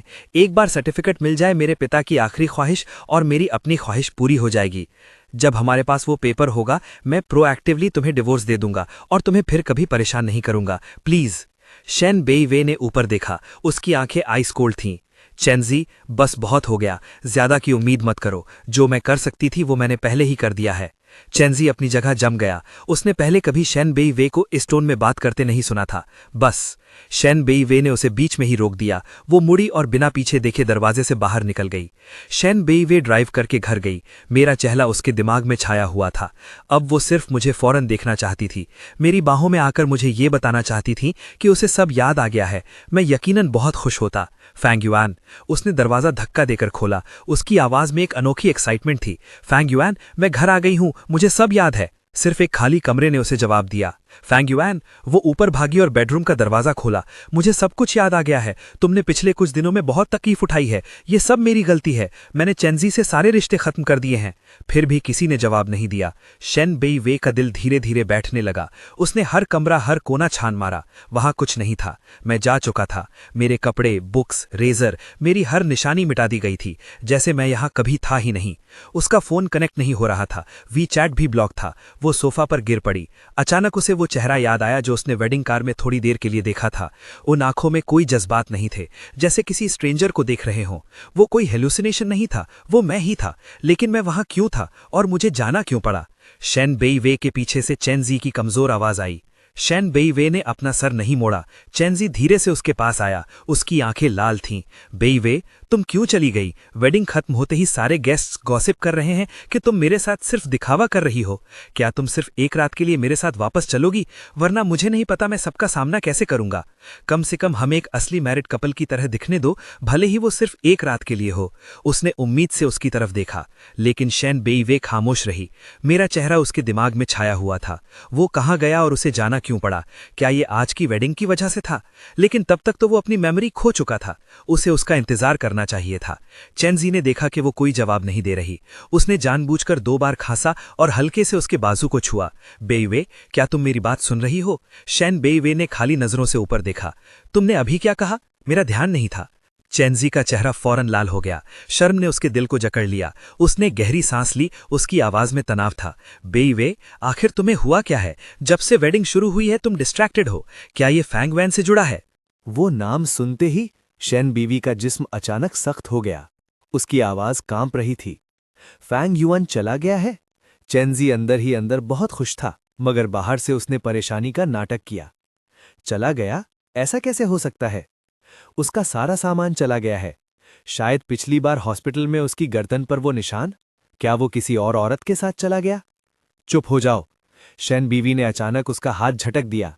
उसकी आंखों में ऐसी गुस्सा था जो पहले कभी नहीं देखा गया था। चेंजी उसके रिएक्शन से डर गया। वो डर के मारे 2 कदम पीछे हट गया। मगर बीवी, वो निशान? बस बहुत हुआ। शेन बीवी पलटकर उसे घूरने लगी। उसकी आवाज ठंडी थी। चेंजी, जो भी मैंने तुमसे वादा किया था मैंने पूरा कर दिया है। शादी हो चुकी है, तुम्हारी ख्वाहिश भी पूरी हो गई है। अब से हमारा एक दूसरे पर कोई हक नहीं है। चेंजी का चेहरा तुरंत पीला पड़ गया। बीवी, तुम्हारा इससे क्या मतलब है? हमने अभी तो शादी की है। साफ है कि वो सिर्फ एक नाटक था। शेन बीवी ने उसे बेरहमी से टोक दिया। अब नाटक खत्म हुआ, तुम अब जा सकते हो। चेंजी ने अपने दांत पीसे। उसकी आंखों की गहराई में एक बुरा साया चमका। फिर जल्द ही उसकी जगह दुख ने ले ली। वो खड़ा हुआ, उसकी आवाज कांप रही थी। मैं समझ गया बीवी, मैं चला जाऊंगा। मगर फैंग युआन, क्या वो सच में तुम्हारे लिए इस सब के लायक है? ये कहकर वो पलटा और दरवाजे की तरफ बढ़ गया। जैसे ही वो हॉलवे में पहुंचा, उसके चेहरे से वो दुख का एक्सप्रेशन बिल्कुल गायब हो गया। सिर्फ दरिंदगी बाकी रह गई। फैंग युआन, क्या तुम्हें लगता है कि भागने से सब ठीक हो जाएगा? मैं कसम खाता हूं कि मैं तुम्हारी जिंदगी मौत से भी बदतर बना दूंगा। शेन बीवी ने अभी अपना फोन निकाला ही था अपने स्पेशल असिस्टेंट को कॉल करने के लिए, तभी दरवाजा खुला और स्पेशल असिस्टेंट तेजी से अंदर आया। वो तुरंत बोली, अभी जाकर फैंग युआन का पता लगाओ, मैं जानना चाहती हूं कि वो कहाँ है। जी, सीईओ शेन। स्पेशल असिस्टेंट ने हाँ में सर हिलाया, मगर वो हिला नहीं। शेन बीवी ने तेवर चढ़ाए, और क्या बात है?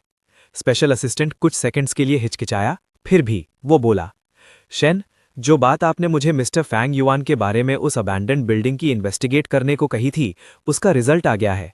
क्या रिजल्ट? स्पेशल असिस्टेंट ने एक गहरी सांस ली। मिस्टर फैंग युआन के जिस्म पर वो निशान, वो वाकई दूसरों ने छोड़े थे। शेन बीवी ने उसका कॉलर जोर से पकड़ लिया।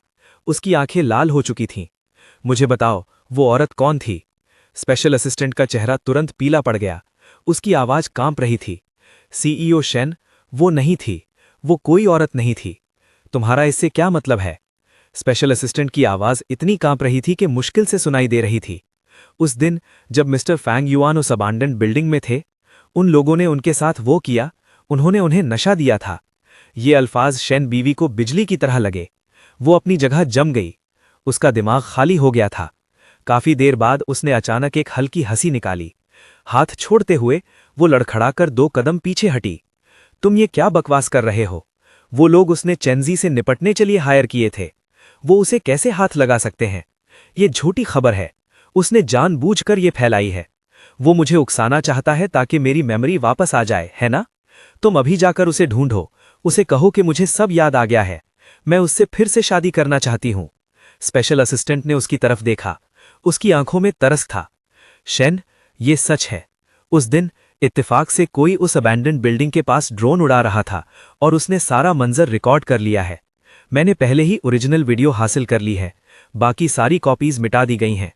उसने एक काली यूएसबी ड्राइव आगे बढ़ाई। क्या आप इसे अभी देखना चाहती हैं या मैं इसे मिटा दूं? शेन बीवी का दिमाग खाली था।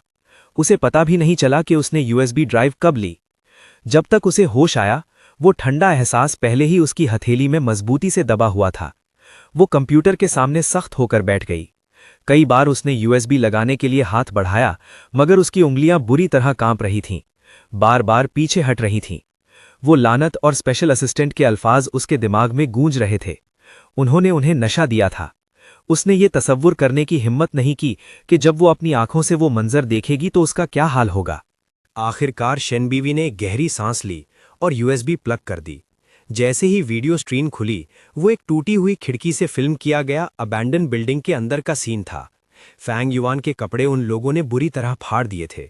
शेन बीवी के हाथ ने मेज के कोने को मजबूती से पकड़ लिया। ज्यादा जोर से दबाने की वजह से उसकी नकल सफेद हो गई थी। स्क्रीन पर मैंने अचानक जद्दोजहद करना बंद कर दिया। मेरी नजर खिड़की के पार नीचे की तरफ देख रही थी। मेरी आंखों की रोशनी धीरे धीरे बुझ गई, आखिरकार खाली और बेजान हो गई। शेन बीवी की आंखें गुस्से से फट गईं। उसका दिल ऐसा महसूस हो रहा था जैसे उसे कुचला जा रहा हो। उसने खुद को देखते रहने पर मजबूर किया। उन दरिंदों को एक के बाद एक मेरी तरफ लपकते हुए देखा। मैं एक बेजान पपेट की तरह था जो उन्हें मुझ पर टॉर्चर करने दे रहा था। मेरी आंखों में जिंदगी का कोई निशान बाकी नहीं बचा था। वीडियो के आखिर में मैंने धीरे से अपने फटे हुए कपड़े सही किए। फिर वो खिड़की से पीछे की तरफ गिर गया, नीचे वाली फ्लोर पर सेफ्टी नेट में जा गिरा। फ्रेम अचानक रुक गया। शेन बीवी की आंखें लाल थीं, कुर्सी पर बिना हिले दुले बैठी थीं। उसका पूरा जिस्म बुरी तरह कांप रहा था। उसने उस वक्त के अपने अल्फाज याद किए। वो लोग सब उसने ढूंढे थे। उसमें अनसेफ क्या हो सकता था? ये सब पता चला कि उसने ही प्लान किया था। काफी देर बाद वो धीरे से वाइन कैबिनेट की तरफ गई। उसके कांपते हुए हाथों ने वाइन की एक बोतल खोली, फिर उसे जोर से अपने मुंह में उंडेल दिया। तेज शराब ने उसका दम घोंट दिया, जिससे वो बुरी तरह खांसने लगी। एक चुभती हुई गमजदा चीख। उसने अपने हाथ में पकड़ी वाइन की बोतल जोर से फेंक दी। उसके मत्थे पर रगें उभर आई थीं। रोते हुए वो फर्श पर बिखरे हुए टुकड़ों के बीच घुटनों के बल गिर गई। कांच के तेज टुकड़े उसके घुटनों में चुभ गए। ताज़ा खून ने उसकी पैंट्स को भिगो दिया, लेकिन ये दर्द उसके दिल के दर्द के एक 10,000वें हिस्से के मुकाबले में क्या था? उसे नहीं पता था कि वो कब से घुटनों के बल बैठी थी। उसने कांपते हुए अपना फोन निकाला और अपने स्पेशल असिस्टेंट को कॉल की। किसी भी तरह उन दरिंदों को पकड़ा जाना चाहिए। शैन बाइवे टोटी हुई वाइन की बोतलों से भरे फर्श पर बैठी एक के बाद एक तेज शराब की बोतल पीती रही। उसे नहीं पता था कि उसने कितनी पी ली है, बस अपने गले में आग जैसी जलन और पेट में उबाल महसूस कर रही थी। वो तस्वीरें एक नाइटमेयर की तरह थीं, जो बार बार उसके दिमाग में घूम रही थीं। उसने आंसू बहाए, उसके होंठ मुसलसल बड़बड़ाए। मुझे माफ कर दो फैंग युआन, मुझे माफ कर दो। मैंने खुद तुम्हें उस अबिस में ढकेला। 3 दिन तक उसने न कुछ खाया न पिया, शराब को अपने सेंसेस को सुन करने दिया। उसके बाल बिखरे हुए थे, आंखें लाल थीं। उसका वजूद पूरी तरह मुरझा गया था, जब तक असिस्टेंट अंदर नहीं आया। सीईओ शेन, वो लोग पकड़े गए हैं। शेन बाइवे ने धीरे से अपना सर उठाया। उसकी आंखों में एक ठंडी चमक चमकी। वो लड़खड़ाते हुए खड़ी हुई, एक नाइफ पकड़े हुए सीधा उनकी डिटेंशन प्लेस की तरफ चली गई। वो उन्हें मौत से भी बदतर सजा देना चाहती थी। बेसमेंट में उन लोगों ने शेन बाई को अंदर आते देखा, डर से कांपते हुए। वो सब घुटनों के बल बैठ गए, माफी की भीख मांगते हुए। हमें माफ कर दीजिए, हमें भी किसी ने ऑर्डर दिया था। वो चेंजी था।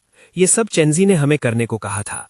चेंजी का नाम सुनकर शेन बाई का हाथ, जिसने नाइफ पकड़ा था, रुक गया।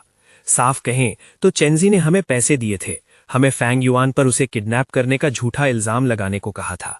आदमियों के लीडर ने मायूसी से चिल्लाकर कहा।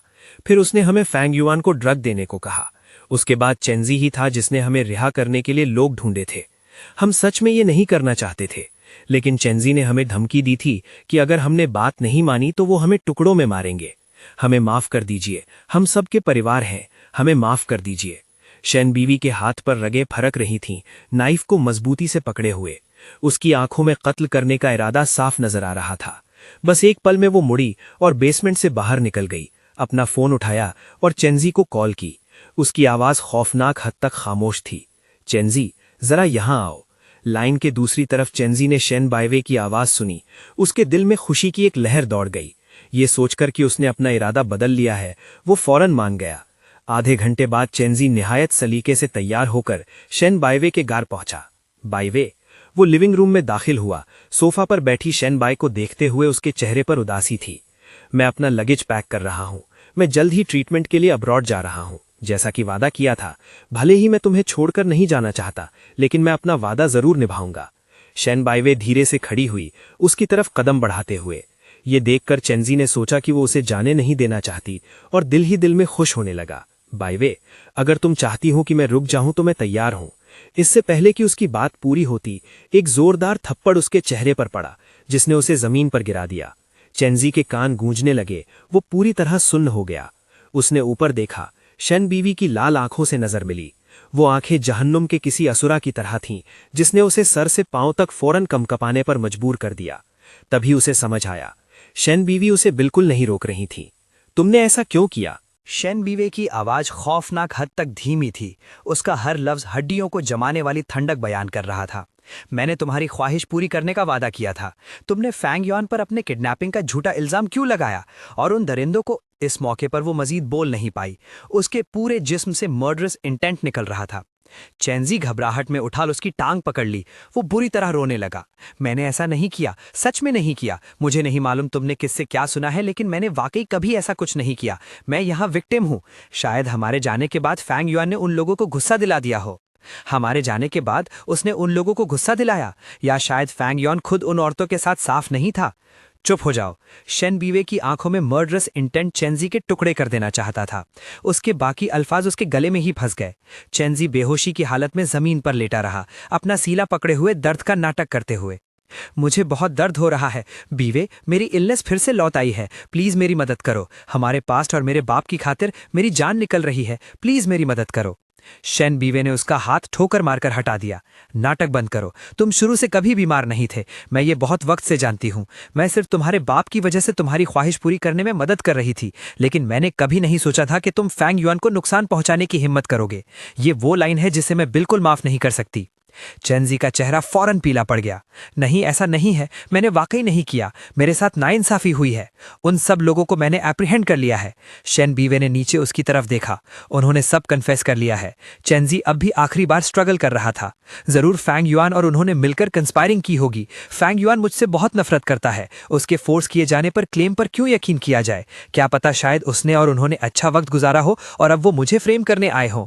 ये बातें सुनकर शेन बीवे को वीडियो के इमेजेस याद आया कैसे फैंग युआन की आंखों की रोशनी धीरे धीरे फेडिंग हो रही थी। उसके दिल में गुस्से की आग फौरन आसमान तक पहुंच गई। उसने एक हाथ से चेंजी की नेक जकड़ ली। तुम्हारी उसकी इंसल्ट करने की हिम्मत कैसे हुई? चेंजी को जोर से नीचे दबाया गया। वो फ्रैंटिकली स्ट्रगल कर रहा था। उसका चेहरा धीरे धीरे पर्पल होने लगा, सांस लेना मुश्किल होता जा रहा था। मौत के साए ने उसे फौरन घेर लिया। उसने अपनी पूरी ताकत लगाई शेन बीवे का हाथ हटाने के लिए, लेकिन उसके हाथ लोहे की चिमटी की तरह मजबूत और अनमूविंग थे। जैसे ही उसका दम घुटने वाला था, शेन बीवे ने अचानक अपनी पकड़ छोड़ दी और उसे फोर्सफुली फेंक दिया।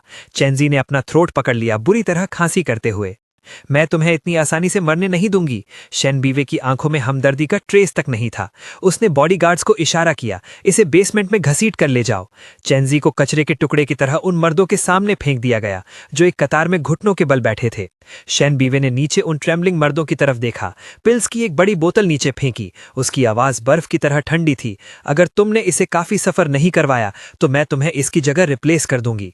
वो लोग फौरन उसकी इंटेंशन समझ गए। उनकी कांपती हुई आंखों में धीरे धीरे ग्रीड और मैलिस नजर आने लगी। चेंजी खौफ से पीछे हट गया। शेन बीवे मुड़ी और चली गई। उसके पीछे उसकी पैथेटिक स्क्रीम्स गूंज रही थीं। शेन बीवे, मेरे बाप तुम्हारे मेंटोर थे। मैंने इतने सालों से तुम्हें पूरे दिल से चाहा है, तुम मेरे साथ ऐसा नहीं कर सकती। शेन बीवे के कदम थोड़ी देर के लिए रुके। अपना सर मोड़े बगैर वो तेजी से चली गई। बहुत जल्द उसके पीछे की स्क्रीम्स दिल दहला देने वाली रोने की आवाजों में बदल गईं। शेन बीवे सोचती रही कि वो फैंग युआन से खुद को फगिव कैसे करवाए। उसने वांगजी के बारे में सोचा। वांगजी की वजह से फैंग युआन उससे बहुत नाराज था। उसने फौरन किसी को उस पेट रेस्क्यू सेंटर भेजा जिसका जिक्र चेंजी ने किया था, ताकि वांगजी को घर लाया जा सके। लेकिन भेजा गया आदमी फौरन वापस आ गया, ये कहते हुए कि वांगजी वहां था ही नहीं। फाइनल इन्वेस्टिगेशन का रिजल्ट उसके दिल पर ठंडे पानी की बाल्टी गिरने जैसा था, जिसने उसे बोन तक चिल कर दिया। वांगजी बहुत पहले मर चुका था। चेंजी ने उसका हॉटपॉट बना दिया था। शेन बीवे को उस दिन उसकी हार्ट रेंचिंग स्क्रीम्स याद आईं। घम और रिग्रेट ने उसे फौरन एनगल्फ कर लिया। वो तेजी से बेसमेंट की तरफ भागी। इस वक्त चेंजी एक कोने में बुरी हालत में कावरिंग कर रहा था। उसका पूरा जिस्म ब्लड और फिल्थ से भरा था। उसका कभी हैंडसम फेस और पूरा जिस्म वोंड से भरा था और उसे डिस्गस्टिंग स्टेंच आ रही थी। उसे इतना टॉर्चर किया गया था कि वो पहचाना नहीं जा रहा था। कदमों की आहट सुनकर शेनजी ने ऊपर देखा। जब उसने शेन बाईवे को देखा, वो फौरन रेंगते हुए पास आया और उसे गले लगा लिया। बाई, प्लीज मुझे माफ कर दो। वो जोर जोर से सर झुकाकर माफी मांगने लगा। उसका माथा बार बार फर्श से टकरा रहा था, जिससे हल्की थप थप की आवाज आ रही थी। मुझे पता है मैं गलत था, मैं फिर से ऐसा करने की हिम्मत नहीं करूंगा। वो लोग अब्रॉड चले जाएंगे और कभी वापस नहीं आएंगे। शेन बाईवे ने अपनी आंखें नीची कर लीं। उसकी उंगलियां अनजाने में उसकी पैंट्स की सीम को सहला रही थीं। काफी देर बाद उसने आखिरकार ऊपर देखा। उसकी आवाज बर्फ की तरह ठंडी थी। वांगजी कहाँ है? शेनजी के चेहरे पर मौजूद इल्तिजा भरी दीदार फौरन जम गई। उसकी आंखों में पैनिक भर गया। उसके होंठ कांपने लगे। मैं नहीं जानता तुम किस बारे में बात कर रही हो। बोलने से पहले ढंग से सोच लो। शेन बाई ने अपनी थोड़ी हल्की सी ऊपर उठाई। उसके पीछे खड़ा असिस्टेंट फौरन आधा कदम आगे बढ़ा। उसकी आवाज में कोई नरमी नहीं थी। झूठ बोलने की हिम्मत की तो मैं किसी से तुम्हारी खाल का एक एक टुकड़ा उतरवा दूंगा। शेनजी हवा में गिरते हुए पत्ते की तरह कांपने लगा। जब उसका सामना उसकी आंखों में उठती हुई मर्डरस इंटेंट से हुआ तो वो आखिरकार टूट गया और जोर जोर से रोने लगा। बार बार टकराने की वजह से उसके माथे से खून निकल रहा था। खून और आंसू मिलकर उसके चेहरे पर लकीरें बना रहे थे। मैं गलत था, मैं वाकई गलत था। उस कुत्ते ने मुझे काटा था। तुमने कहा था मैं उससे निपट सकता हूं, इसलिए मैंने किसी से उसे मरवा दिया। मेरा ये मतलब नहीं था, मैं बस बहुत गुस्से में था। प्लीज मुझे माफ कर दो। शेन बाइवे ने मजीद उसकी तरफ नहीं देखा और सीधा बाहर जाने के लिए मुड़ गई। अगले दिन उसने सबर्ब्स में सबसे बेहतरीन जमीन का टुकड़ा खरीदा और वांगजी के लिए एक छोटा टूमस्टोन बनवाया। उसके अंदर उसके पसंदीदा स्नैक्स के साथ वो टॉयज भी दफना दिए गए जो उसने दोबारा खरीदे थे, वो टॉयज जो उसे कभी सबसे ज्यादा पसंद थे। टूमस्टोन पर वही फोटो थी जो उसने कंपनी में रखी हुई थी। घर वापस आने के बाद उसे पता चला कि न सिर्फ उसका सामान घर से गायब हो चुका था, बल्कि हर वो चीज जो वांगजी ने इस्तेमाल की थी वो भी पूरी तरह खत्म हो चुकी थी। शेन बाइवे ने शेनजी को टूम के सामने बुलवाया, अपनी थोड़ी हल्की सी उठाई और उसे 7 दिन तक घुटनों के बल बैठकर वांगजी की कब्र की हिफाजत करने का हुक्म दिया। शेनजी पूरा कांप रहा था और उसकी आवाज लरज रही थी। बाइवे, मैं पहले ही। शेन बाइवे की उंगलियां इतनी जोर से भींची हुई थीं कि वो सफेद पड़ गई थीं। उसकी आवाज बर्फ की तरह ठंडी थी। बॉडीगार्ड्स और टॉप मेडिकल स्टाफ उसके पास पहरा दे रहे थे। शेनजी ने अपना हाथ उठाया और खुद को थप्पड़ मारा, हवा से माफी मांगते हुए। जैसे ही वो रुकने की हिम्मत करता, बॉडीगार्ड्स फौरन शुरू हो जाते। वो बेहोश हो गया। डॉक्टर ने फौरन एड्रेनलिन इंजेक्ट किया, उसे होश में रहने पर मजबूर करते हुए। अगले 7 दिनों तक सेमेट्री में थप्पड़ मारने और माफी मांगने की आवाजें मुसलसल गूंजती रहीं। शेनजी का चेहरा सूज चुका था और पूरी तरह बिगड़ गया था। उसका गला बैठ गया था, वो एक लफ्ज निकालने के काबिल नहीं था। बार बार एड्रेनलिन इंजेक्ट किए जाने के बाद वो बड़ी मुश्किल से जिंदा बच पा रहा था। शेन बाइवे ने शेनजी की तमाम हरकतों की इन्वेस्टिगेशन करवाई, हर चीज की जड़ तक जाकर। इन्वेस्टिगेशन रिपोर्ट जल्द ही उसके सामने रख दी गई। वांगजी को मारने और उसे हॉटपॉट बनाने के अलावा उस पर किडनैपिंग का झूठा इल्जाम लगाने, उसे जलील करने के लिए लोगों को ढूंढने के साथ साथ ट्यूले पोलन का वो बैग जिसकी वजह से पार्टी में उसे एलर्जी हुई थी, वो इसलिए था क्योंकि उसने एक सर्वर को रिश्वत देकर उसे दूसरी पार्टी के बैग में रखवाया था। डिटेंशन सेंटर में उसने जो जहन्नुम के 3 दिन गुजारे थे वो इसी के प्लान किए हुए थे। लोगों को रिश्वत देकर ये सब करवाया गया था। उसके बाप की निशानियां अब भी उसके घर के सेफ में हिफाजत से बंद थी। जिस बात ने उसे सबसे ज्यादा तोड़ दिया वो ये थी कि उसने दरअसल उसके माँ बाप की कब्रों की बेहुरमती करने की हिम्मत की थी। रही बात उस वॉच की जो उसके बाप ने छोड़ी थी, ये जानने के लिए इन्वेस्टिगेशन की भी जरूरत नहीं थी कि शेनजी ने उसे सिर्फ उसे फ्रेम करने के लिए तोड़ा था। ये सब जानने पर शेन बाइवे की नजर धुंधला गई। वो तकरीबन खड़ी नहीं हो पा रही थी। उसने एक पागल औरत की तरह दिल चीर देने वाली चीख मारी और जो भी चीज उसकी पहुंच में थी उसे तोड़ने लगी। जब वो ये सब तकलीफें सह रहा था तब वो क्या कर रही थी? उसने खुद उसे पीनट वाटर पीने पर मजबूर किया था जिससे एलर्जिक रिएक्शन हुआ, खुद उसे डिटेंशन सेंटर भेजा, वांगजी को खोने पर उसके दर्द को नजरअंदाज किया और बेरुखी से उसकी बुराई की, उसे एक वीरान बिल्डिंग में अकेला छोड़ दिया ताकि शेनजी के आदमी उसे जलील कर सकें। आखिरकार उसने मायूसी में सुसाइड की कोशिश की, फिर भी उसने उसे सिर्फ एक डेस्परेट प्लॉय समझा। अब जाकर उसे समझ आया कि उसका तब ना मरना उसकी सबसे बड़ी खुशकिस्मती थी। मगर उसका क्या? शेनजी की बुरी बातों पर यकीन करके उसने खुद उसे शेनजी के बाप की कब्र के सामने घुटने टेकने पर मजबूर किया और खुद शेनजी के लिए उसे फिर से चोट पहुंचाने का मौका पैदा किया। जितना भी दर्द उसने सहा था वो सब इसकी गलती थी। आंसू तेजी से जमीन पर गिरने लगे। शेन बाइवे ने अपने चेहरे पर जोर से थप्पड़ मारा और फौरन उसके बाद एक और थप्पड़। उसे आखिरकार समझ आ गया कि वो सच में उससे पूरी तरह डिसअपॉइंटेड हो चुका था। इसीलिए वो अपने से जुड़ी हर चीज अपने साथ ले गया, यहां तक कि एक भी लव मोमेंटो पीछे नहीं छोड़ा। उसका दिल कितना टूटा होगा और वो कितना कोल्ड हो गया होगा। पिछली बार जब उसने उसे देखा था, मायूसी और डिस्पेयर से भरी वो कोल्ड आंखें याद करते हुए शेनवे के दिल में इतना दर्द हुआ कि वो सांस तक नहीं ले पा रही थी। ये याद करते हुए कि उसने बार बार उससे पूछा था, क्या ये सच है कि तुम्हें कुछ याद नहीं? उसने इसे फिजूल की बातें समझकर नजरअंदाज कर दिया था। शेनवे अचानक हैरत से जम गई। उसने कब से उससे बार बार ये पूछना शुरू किया था कि क्या उसे सच में एमनीजिया है? क्या ऐसा हो सकता है कि उसे सब पहले से पता था कि उसकी मेमोरी बिल्कुल नहीं गई थी? ये ख्याल उसके कानों में किसी थंडर क्लैप जैसा था। शेनवे को फौरन ऐसा महसूस हुआ जैसे वो किसी आइस सेलर में गिर गई हो। अगर ये सच था तो मैं उसे कैसे माफ कर सकूंगी? उसी पल टेबल पर रखा फोन अचानक बज उठा। असिस्टेंट की आवाज आई, सीओ शेन, मिस्टर फैंग के ठिकाने के बारे में एक क्लू मिला है। मिस्टर फैंग को 5 महीने पहले क्रिट्सफेल्ट याकॉब डिजीज डायग्नोस हुई थी। डॉक्टर ने कहा था कि वो 1 साल से ज्यादा जिंदा नहीं रह सकते। फोन शिनबे वाइस के हाथ से छूटकर एक शैटरिंग साउंड के साथ जमीन पर गिर गया। उसका पूरा वजूद ऐसा महसूस कर रहा था जैसे बिजली गिर गई हो। उसका दिमाग ब्लैंक हो गया। बहुत जल्द ही असिस्टेंट एग्जामिनेशन रिपोर्ट लेकर आया। डायग्नोसिस की डेट 5 महीने पहले की थी, वही दिन जब उसने कार एक्सीडेंट का दिखावा किया था और एमनीजिया होने का नाटक किया था। रिपोर्ट उसकी उंगलियों से फिसल गई। शिनबाई बेइंतहा कांपने लगी। जब उसे पता चला कि उसके पास जीने के लिए 1 साल से भी कम वक्त है, उसने एमनीजिया का नाटक किया और एक दूसरे आदमी के लिए उसे बार बार चोट पहुंचाई। उसने दुनिया के सबसे रेप्यूटेबल एक्सपर्ट्स को बुलवाया और क्रिट्सफेल्ट याकॉब डिजीज के डॉक्यूमेंट्स को दीवानगी की हद तक रिसर्च किया। जब उसने उस बीमारी की डिस्क्रिप्शन देखी तो उसके दिल की धड़कन जैसे रुक सी गई। ये इनक्योरेबल डिजीज, जिसे मैड काउ डिजीज भी कहा जाता है, मरीज की मेमोरी खोने का सबब बनती है, कॉग्निटिव इम्पेयरमेंट का शिकार बनाती है, जब तक कि वो सब कुछ भूल ना जाए और तकलीफ में ना मर जाए। उसे 7 साल पहले फार्म का वो ट्रिप याद आया। उसे बचाते हुए एक मैड काउ ने उसे बुरी तरह घायल कर दिया था। उसका पूरा जिस्म खून से लथपथ था।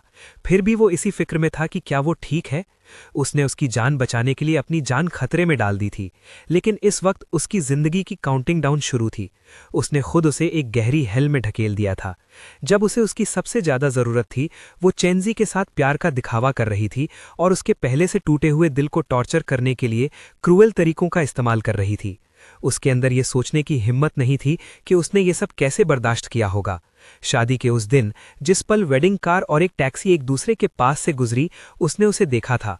वो आंखें जो कभी स्टारलाइट और प्यार से भरी रहती थीं, अब उनमें रुके हुए पानी जैसी खामोशी थी। उसकी नज़र उस पर ऐसी थी जैसे किसी स्ट्रेंजर को देख रहा हो। उसने पहले सोचा था कि ये दिल टूटने के बाद की कोल्डनेस है। अब जाकर उसे समझ आया, शायद अब उसकी दुनिया में कोई शेनबे वाई बची ही नहीं थी। शेनबे वाई के मुंह से ताज़ा खून का एक फवारा निकला। आंसू टूटे हुए मोतियों की लड़ी की तरह बहने लगे। इन हाथों को कभी उसने कसकर थामा था और उसे पूरी तरह प्रोटेक्ट करने की कसम खाई थी, लेकिन उसने उन्हीं हाथों से उसे हेल में ढकेल दिया। इस औरत ने कभी मौत तक बिना बदले उससे प्यार करने का वादा किया था। वो आखिरी ब्लेड बनी जिसने उसे कुचल दिया। शेनबे वाई दीवानों की तरह खुद को तकलीफ देने लगी और साथ ही चेंजी से बेरहमी से बदला लेने लगी। उसने चेंजी की थोड़ी को जोर से दबाया। उसकी आवाज में कोई नरमी नहीं थी। क्या तुमने नहीं कहा था कि तुम्हें एक टर्मिनल इलनेस है? तो अब मैं तुम्हें महसूस कराऊंगी कि टर्मिनल इलनेस कैसी होती है। उसने क्रॉनिक पॉइजन की एक बोतल निकाली और उसे कतरा कतरा चेंजी के मुंह में डालने लगी। ये पॉइजन उसके इंटरनल ऑर्गन्स को धीरे धीरे सड़ा देगा। दर्द की वजह से वो मौत की तमन्ना करेगा, लेकिन वो तुरंत नहीं मरेगा। चेंजी की आंखें फटी की फटी रह गईं। वो दीवानगी में अपना सर हिलाने लगा, लेकिन कोई आवाज नहीं निकाल सका। शेनबे वाई ने फिर ट्यूलिप पॉलन का एक पैकेट निकाला और जोर से उस पर छिड़क दिया। क्या तुम जानना चाहते हो कि पिछले कुछ महीनों में फैंग्युएन किस दौर से गुजरा? चेंजी को फौरन एक सिवियर एलर्जिक रिएक्शन हुआ। उसके पूरे जिस्म पर लाल रैशेज निकल आए और उसे सांस लेने में दुश्वारी होने लगी। जैसे ही उसका दम घुटने वाला था, शेनबे वाई ने डॉक्टर को इशारा किया कि उसे पैलिएटिव इंजेक्ट कर दे। तुम्हारी तकलीफ भी, मेरी तकलीफ भी फैंग युआन की तकलीफ के सामने कुछ नहीं है। 1 महीने बाद चेंजी पूरी तरह पागल हो गया। उसने शेनबे वाई की तरफ इशारा किया, दीवानों की तरह हंसते हुए। हा शेनबे वाई, मैं सिर्फ फैंग युआन को मारना चाहता था। ये सब तुम्हारी वजह से हुआ है। तुम्हें साफ पता था कि मैं बीमार नहीं था। तुम फिर भी मेरी बात से राजी क्यों हुई? तुम फैंग युआन से इतना प्यार करती थी। तुमने मेरी खातिर एमनीजिया का नाटक क्यों किया? तुम ही थी जिसने मुझे उम्मीद दी। तुम ही थी जिसने मुझे ये लगने पर मजबूर किया कि मेरे पास तुम्हें पाने का मौका है। ये सब तुम्हारी गलती है। तुम मर क्यों नहीं जाती? हर एक लफ्ज एक स्टील नीडल की तरह था, जो शेनबे वाई के दिल में गहरा चुभ रहा था। शेनजी सही था। ये सब उसकी गलती थी। अगर उसने शुरू से ही शेनजी को ठुकरा दिया होता, उसे कोई उम्मीद न दी होती, ऐसी बेवकूफ़ी भरी चीज़ें न की होती, तो उसे ये तकलीफ़ें नहीं झेलनी पड़ती। शेनबे वाई खुद को तबाह करने और शदीद दर्द में डूब गई, जहां कोई रोशनी नहीं थी। उसके जाने के ठीक 1 महीने बाद असिस्टेंट आखिरकार सही खबर लाया। सीईओ शेन, मिस्टर फैंग का पता मिल गया है। वो स्विट्जरलैंड में है। शेनबे वाई स्विट्जरलैंड में एक नर्सिंग होम के दरवाजे पर खड़ी थी, जिसे एक नर्स ने रोक दिया था। नर्स ने कंप्यूटर रिकॉर्ड्स चेक करने के बाद उसकी तरफ देखा। मुझे बहुत अफसोस है। इस पेशेंट की इन्फॉर्मेशन बताती है कि उसका कोई रिश्तेदार या दोस्त नहीं है।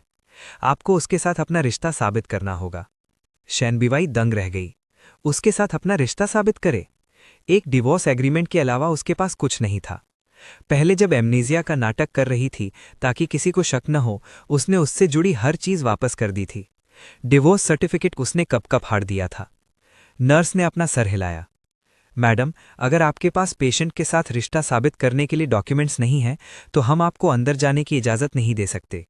मजीद ये कि जब मिस्टर फैंग ने एडमिशन के लिए रजिस्टर किया, उन्होंने साफ कहा था उनका कोई रिश्तेदार या कोई दोस्त नहीं है। नर्स की बातें एक बर्फ से ढकी तलवार की तरह उसके दिल में गहरा चुभ रही थीं। वो कभी उसका सबसे करीबी लवर था, उसकी पूरी दुनिया। अब वो उसकी इन्फॉर्मेशन एंट्री में एक ब्लैंक स्पेस बन गया था। उसने अपने सारे कनेक्शंस इस्तेमाल किए, बहुत पैसा खर्च किया, यहाँ तक कि अपने स्टेटस की परवाह नहीं की और पूरी रात डायरेक्टर के ऑफिस के बाहर इंतजार किया। तीसरे दिन जाकर आखिरकार उसे मुलाकात के लिए 10 मिनट मिले। जैसे ही शेन बिवाई ने वार्ड का दरवाज़ा खोला, उसके कदम शीशे की तरह भारी थे। वो खिड़की के पास एक व्हील चेयर पर बैठा था, एक नरम फ्लीस ब्लैंकेट में लिपटा हुआ, इतना दुबला कि सिर्फ हड्डियां और खाल रह गई थी। उसका कभी खूबसूरत दिखने वाला चेहरा अब बिल्कुल सूख चुका था, तकरीबन बदसूरत हो गया था। सूरज की रोशनी ने उसे घेरा हुआ था। ऐसा लग रहा था जैसे गुजरती हुई हवा का झोंका उसे धूल बना देगा। उसका गला खुश्क और भिंचा हुआ महसूस हो रहा था। उसका दिल ऐसा लग रहा था जैसे कोई अनदेखा हाथ उसे जोर से दबा रहा हो। दर्द इतना ज्यादा था कि वो सांस नहीं ले पा रही थी। उसने अपनी उंगलियां इतनी जोर से भींच लीं कि वो बोन वाइट हो गईं। उसने धीरे से सरसराहट में फैंग युआन का नाम पुकारा। व्हीलचेयर पर बैठे शख्स ने धीरे से अपना सर घुमाया। वो आंखें जो कभी हजारों सितारों और गहरे प्यार से भरी होती थीं, अब उनमें सिर्फ एक खाली और बेजान सन्नाटा था, जैसे धूल की एक मोटी और भारी तह ने उन्हें ढंप लिया हो। मेरी नज़र में कोई फोकस नहीं था। काफी देर तक उसके चेहरे पर टिकी रही। फिर मेरे होंठ धीरे से खुले। मेरी आवाज़ दबी हुई थी, जैसे मेरे मुंह में रुई हो। तुम कौन हो? शेन बिवाई की दुनिया उस पल बिखर गई। वो एक एक कदम बढ़ते हुए मेरे सामने धीरे से घुटनों के बल बैठ गई। मेरी तरफ ऊपर देखते हुए उसके आंसू फर्श पर गिरने लगे। फैंग युआन, मैं हूं, मैं शेन बिवाई हूं। क्या तुम्हें मैं याद नहीं? मैंने उसे पहचानने की कोशिश की। मेरी भौहें थोड़ी सिकुड़ गईं। ये वही उलझन और नापसंदगी थी जो किसी अजनबी के लिए होती है।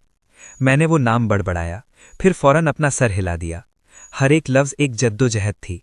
मेरी जबान जैसे मेरी बात नहीं मान रही है। नहीं पहचानता। मैं तुम्हारी बीवी हूं। शेन बिवाई ने ध्यान से मेरा हाथ पकड़ा। उसके हाथ की उंगलियां जेड की तरह ठंडी थीं। मैंने अपना हाथ जोर से पीछे खींच लिया। मेरे चेहरे पर साफ नफरत थी। तुम्हें नहीं जानता, तुमसे नफरत है, चली जाओ। फैंग युआन, मैं हूं, गौर से देखो। शनिवे, मैं तुम्हारी बाइवे हूं। उसके गालों से आंसू एक झरने की तरह बह रहे थे। वो कुछ और कहना चाहती थी, लेकिन नर्स ने पहले ही दरवाज़ा खोला और अंदर आ गई। उसे इशारा करते हुए शेन वी को कमरे से बाहर जाने के लिए कहा गया।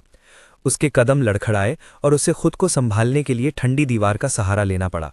उसे नहीं मालूम था कि कितना वक्त गुजरा जब उसने एक डॉक्टर को मेरे कमरे से निकलते देखा। वो फौरन उसे रोकने के लिए भागी। उसकी आवाज़ ऐसी थी जैसे सैंड पेपर से रगड़ी गई हो। क्या उनकी हालत बहुत सीरियस है? उनके पास जीने के लिए कितना वक्त और है? डॉक्टर ने उसकी डिस्ट्रॉट अपीयरेंस को देखा।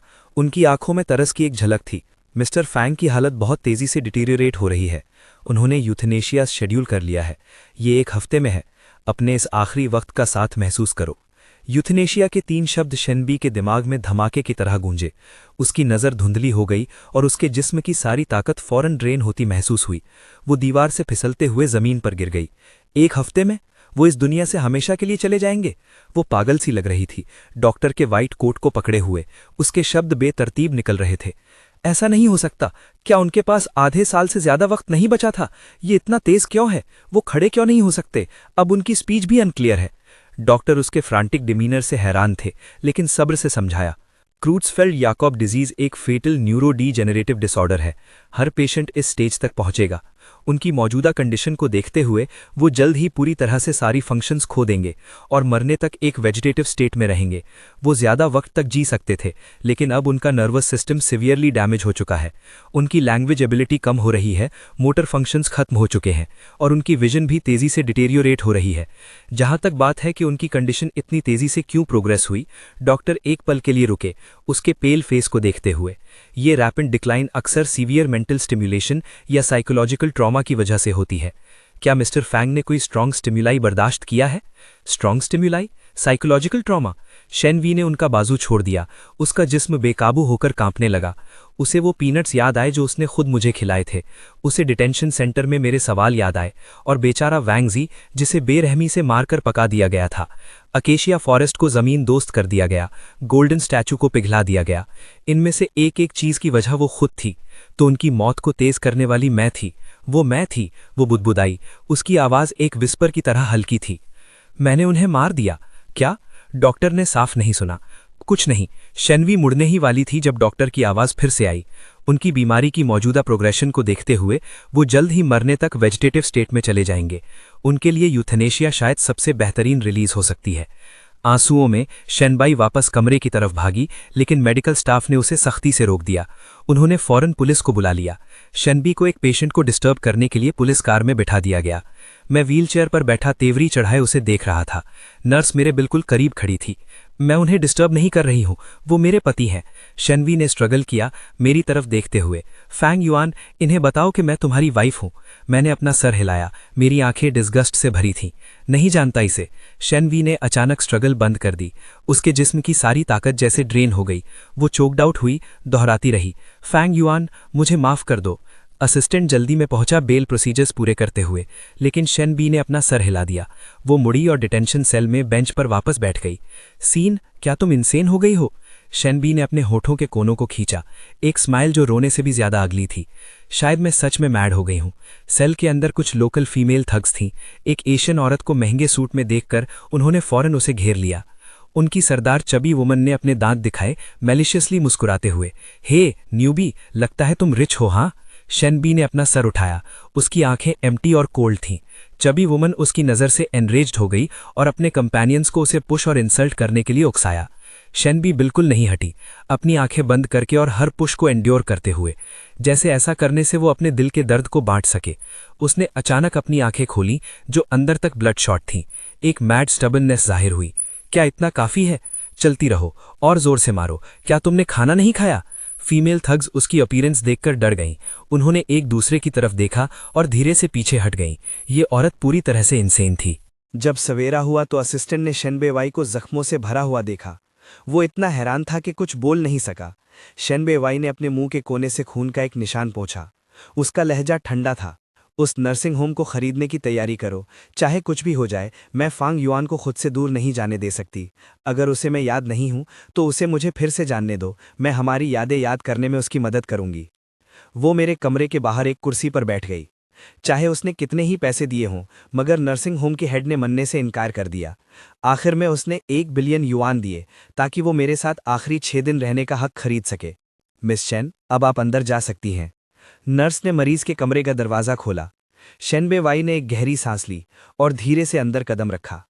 मैं अब भी उसी व्हीलचेयर पर बैठा खामोशी से खिड़की से बाहर देख रहा था।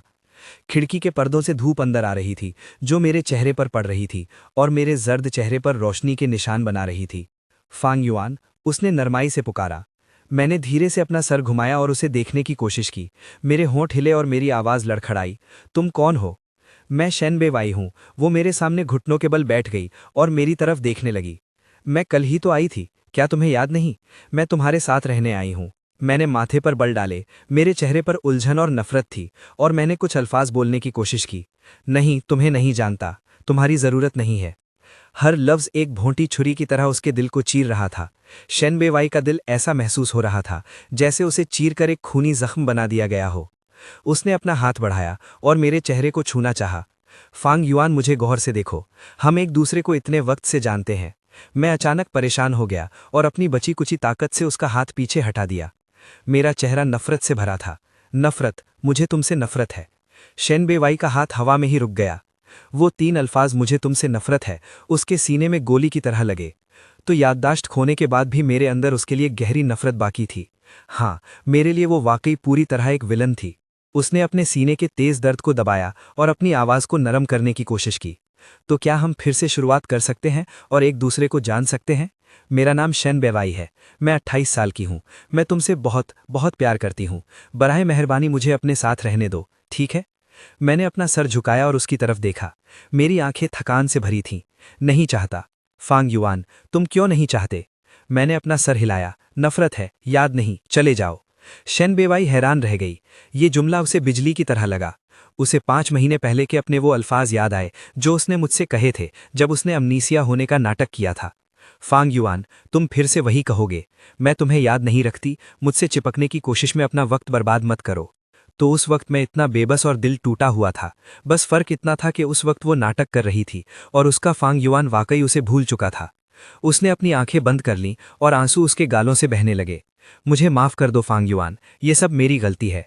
मैंने कोई जवाब नहीं दिया, बस खामोशी से खिड़की से बाहर देखता रहा।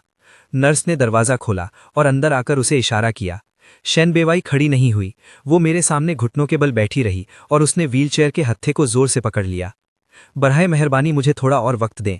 वो नर्स की तरफ मुड़ी, दबाव की वजह से उसकी उंगलियां सफ़ेद हो गई थीं। मैं और पैसे दे सकती हूँ। नर्स ने अपना सर हिलाया और उसकी नज़र मेरे थके हुए चेहरे पर पड़ी। मिस शेन, मरीज को आराम की ज़रूरत है और वो साफ तौर पर आपको देखना नहीं चाहता। शेन बेवाई ने अचानक अपना सर घुमाया और मेरी अजनबी और नफरत भरी नज़र से उसकी नज़र मिली। उसका दिल ऐसा महसूस हुआ जैसे किसी अनदेखे हाथ ने उसे जोर से दबाया हो, एक शदीद दर्द। ये वाकई मुकाफाते अमल है। उसने अपने हाथ जमीन पर टिकाए और खड़ी हो गई। उसकी आवाज़ कांप रही थी। मैं कल फिर आऊंगी, और उसके अगले दिन भी, और उसके बाद भी, आखिरी दिन तक। वो कदम ब कदम पीछे हटी और दरवाजे की तरफ बढ़ने लगी। उसकी उंगलियों ने दरवाजे के फ्रेम को पकड़ लिया। मैं तब तक आती रहूंगी जब तक तुम मुझे माफ नहीं कर देते। मेरे हाथ जो मेरे बराबर में ढीले लटक रहे थे थोड़ा सा हिले। मेरी आवाज़ पर की तरह हल्की थी, मगर हर लफ्ज़ उसके दिल पर हथौड़े की तरह लगा। कभी माफ नहीं करूंगा। शेन बाइवे के कदम अचानक लड़खड़ा गए। अगले ही पल वो पेशेंट रूम से लड़खड़ाते हुए बाहर निकली। उसका पीठ ठंडी दीवार से टिका था और वो जमीन पर फिसल गई। उसका रोना उसके गले में फंस गया था, जो उसके अंदर को चीर रहा था। कभी माफ मत करना। शेन बाइवे ने लाखों सालों में भी नहीं सोचा था कि ये वो आखिरी अल्फाज होंगे जो मैंने उससे कहे थे। बाद में उसने कई बार याद किया, क्या ये वही पल था जब मुझे सब कुछ याद आ गया था? क्या इसलिए मैंने वो अल्फाज कहे थे? अगले दिन जैसे ही सुबह हुई, शेन बाइवे पहले से ही नर्सिंग होम के एंट्रेंस पर इंतजार कर रही थी। मेरे तयशुदा यूथनेशिया में सिर्फ 5 दिन बाकी थे। वो पूरी रात जागती रही, एक पल के लिए भी नहीं सोई। उसने रातों रात घर से 9,999 अकेशिया सैपलिंग्स मंगवाने का इंतजाम किया था। पहली बार जब उसने अकेशिया ट्री देखा था, उसने मेरा हाथ खींचा था। उसे हिलाते हुए कहा था कि अकेशिया ट्रीज कभी ना बदलने वाले फेथफुल लव की निशानी है। उसे ये बहुत पसंद था। मैंने उसके बाल सहलाए। मेरी आंखें गहरी मोहब्बत से भरी थीं। फिर मैं तुम्हारे लिए एक अकेशिया फॉरेस्ट लगाऊंगा। कुछ ही वक्त बाद मैंने सच में उसके लिए एक रोज फील्ड अकेशिया फॉरेस्ट लगाया। मैंने उसे फॉरेस्ट में पकड़ा हुआ था। मेरी ठोड़ी उसके सर पर टिकी थी। बाइवे, ये तुम्हारे लिए मेरा कभी ना बदलने वाला फेथफुल लव है। लेकिन बाद में चेंजी की ख्वाहिश पूरी करने के लिए डिवोर्स चाहते हुए उसने खुद लोगों से कहकर वो पूरा अकेशिया फॉरेस्ट कटवा दिया, कुछ भी नहीं छोड़ा। अब वो इन ट्रीज को दोबारा लगाना चाहती थी। जब वो अकेशिया फ्लावर्स देखेगा, वो यकीनन खुश होगा। शायद उसे हमारा माजी भी याद आ जाए। गार्डनर सैपलिंग के पास बैठा, ध्यान से ऊपर देखते हुए। शेन, अगर ये सैपलिंग्स अब लगाए गए तो सर्वाइवल रेट बहुत कम है, खासकर इसीलिए क्योंकि ये विंटर है। शेन बाइवे की आंखें लाल थीं, उसकी उंगलियां उसकी हथेली में गरी हुई थीं। मुझे परवाह नहीं कि सर्वाइवल रेट क्या है, इन्हें फौरन लगाओ, चाहे ये सिर्फ 5 दिन ही क्यों न रहें, ये ठीक है। वो चाहती थी कि वो देखे कि उन्होंने कभी एक दूसरे से कितनी शिद्दत से मोहब्बत की थी। जब वो धूल में लिपटी हुई पेशेंट रूम में भागी, मैं खाली नजरों से खिड़की से बाहर देख रहा था। मेरी आंखें बिल्कुल नहीं हिल रही थीं, एक बार पलकें भी नहीं झपकी थीं। फैंग युआन, इस अकेशिया ट्री को देखो, तुम्हें याद है तुमने एक बार मेरे लिए अकेशिया फॉरेस्ट लगाया था। शेन बाइवे आगे बढ़ी, मेरे सामने खड़ी हो गई। उसके आवाज में बेइंतहा एक्साइटमेंट थी। पहले की तरह उसने मेरा हाथ खींचा, उसे हिलाते हुए। मैंने तुम्हारे लिए 9,999 अकेशिया ट्रीज लगाए हैं। मेरा कोई रिएक्शन नहीं था, मेरी पलकें तक नहीं झपकी। शेन बाइवे ने हाथ आगे बढ़ाया और मेरे चेहरे के सामने हल्का सा हाथ हिलाया। उसका दिल अचानक डूब गया, जैसे किसी बर्फ के गड्ढे में गिर गया हो। फैंग युआन, उसने कपकपाते हुए मेरा हाथ पकड़ा। वो हाथ बर्फ जैसे ठंडे थे, जैसे अभी ठंडे पानी से निकाले गए हों। नर्स एक ट्रे लेकर आई, उसके कदम जितने हो सके हल्के थे। मिस्टर फैंग आज सुबह ऐसे ही उठे हैं, वो कुछ भी नहीं देख सकते और उन्होंने बोलने की सलाहियत पूरी तरह खो दी है। वो अब कभी नहीं बोल पाएंगे। शेन बाइवे की दुनिया पूरी तरह बिखर गई। उसके कानों में सिर्फ एक शोर गूंज रहा था, फैंग युआन। वो एक बार फिर व्हीलचेयर के सामने घुटनों के बल बैठ गई, मेरा हाथ अपने चेहरे से लगाते हुए। उसके आंसू मेरे हाथ की पुष्ट पर गिरे, बहुत गर्म। ये मैं हूं, ये बाइवे है। मेरे चेहरे को छुओ, मेरी तरफ देखो, बराए मेहरबानी कुछ कहो, कुछ भी। मैं गलत थी, मैं वाकई गलत थी। मुझे एमनीशिया का नाटक नहीं करना चाहिए था। मुझे तुम्हें चोट नहीं पहुंचानी चाहिए थी। मैं मरने के लायक हूं, मैं जहन्नुम में जाने के लायक हूं, लेकिन मैं अब नहीं देख सकता था। मैं वो खिड़की के बाहर अभी लगाए गए अकेशिया सैपलिंग्स नहीं देख सकता था। मैं उसे भी नहीं देख सकता था। वो मेरी आवाज़ भी फिर कभी नहीं सुन पाएगी। शेन बाइवे ने मेरे सख्त जिस्म को गले लगाया। उसका रोना उसके गले में फंस गया, जैसे कोई उसका गला घोट रहा हो। उसे याद आया 5 महीने पहले मैं कितनी ही बार उसके सामने बैठा था। मेरी उंगलियां उस आधे जले हुए नोटबुक को पकड़े हुए थीं जिसे उसने तबाह कर दिया था। मेरी आंखों में टूटी हुई उम्मीद थी, लेकिन उसने न देखने का नाटक किया।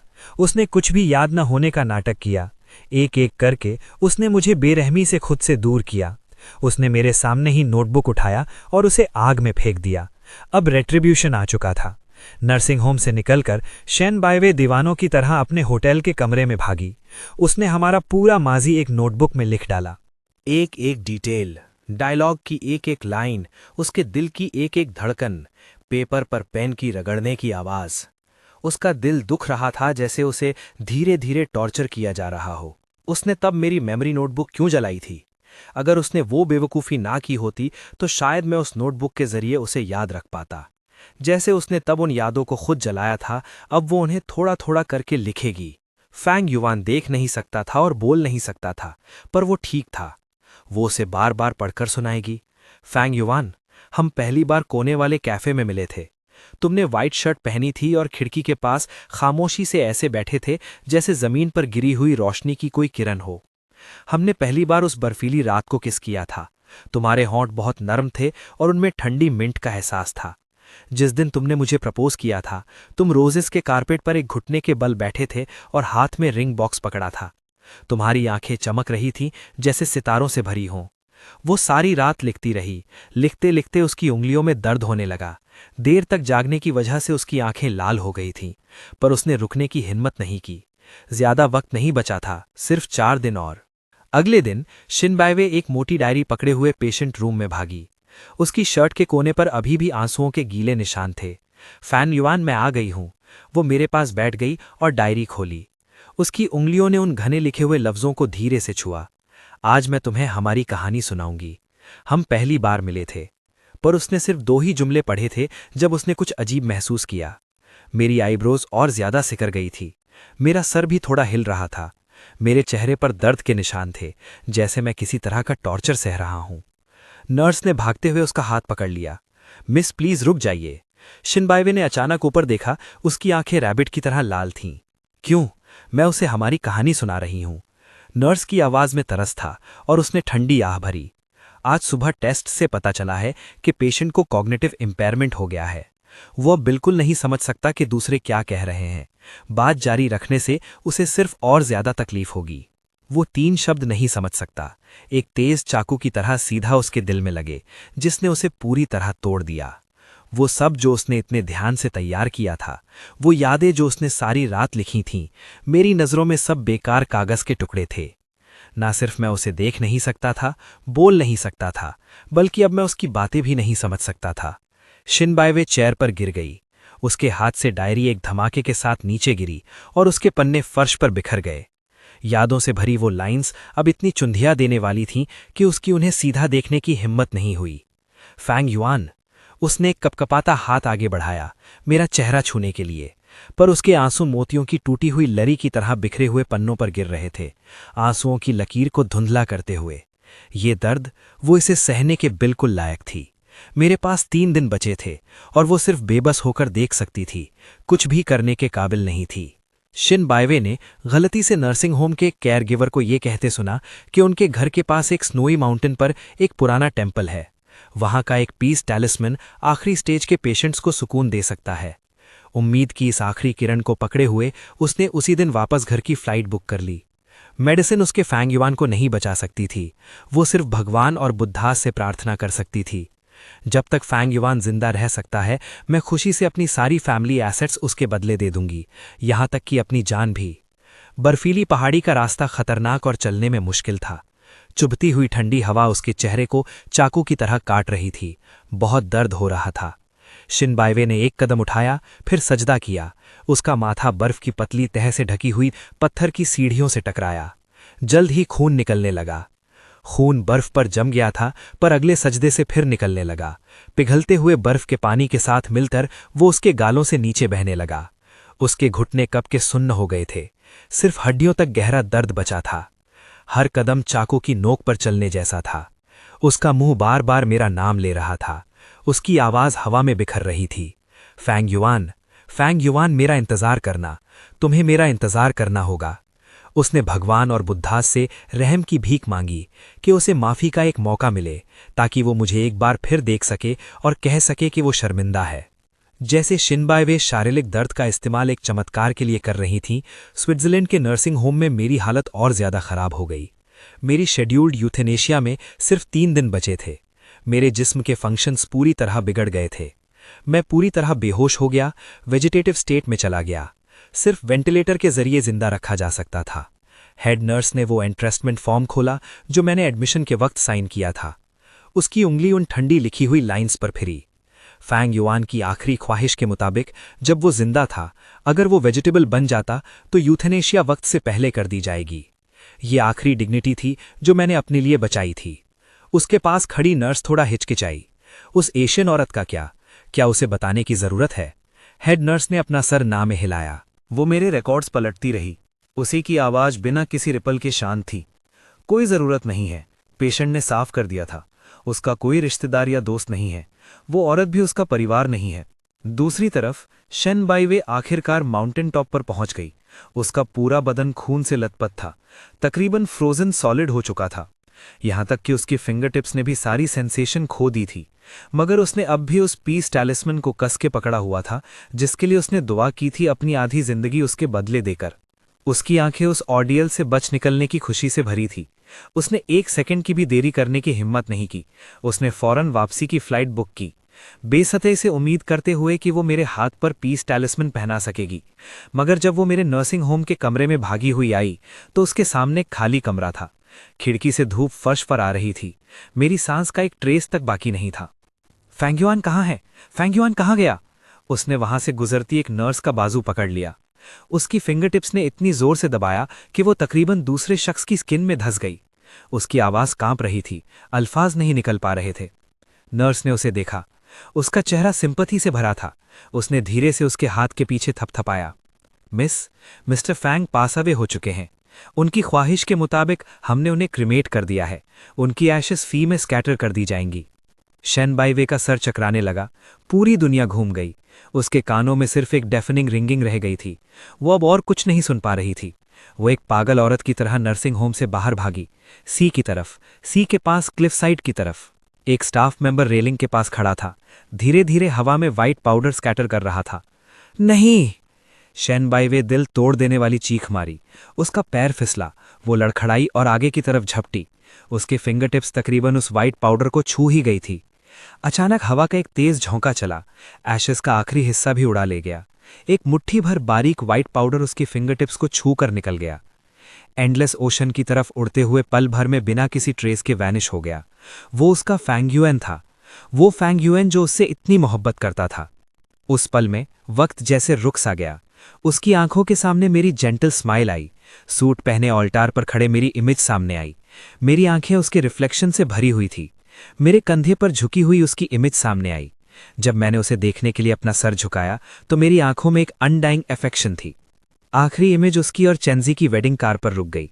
वो पल जब वेडिंग कार और मेरी टैक्सी एक दूसरे के पास से गुजरी थी। कार की खिड़की से मेरी आंखें जो उसे देख रही थी वो फ्राइटनिंगली अनफेमिलियर थी। उन एम्प्टी आंखों में उसका रिफ्लेक्शन अब और नजर नहीं आ रहा था। Fang yuan! शेन बाइवे के मुंह से दर्द से भरी चीख निकली। वो उस बोन चिलिंग सी वाटर में कूद गई। उसे पकड़ने के लिए बेताबी से हाथ पैर मारने लगी। उसकी फिंगर्स के बीच सिर्फ ठंडा सी वाटर रह गया था, कुछ भी नहीं था। उसका फैंग युआन, उसका आखिरी ट्रेस भी इस दुनिया से वैनिश हो चुका था।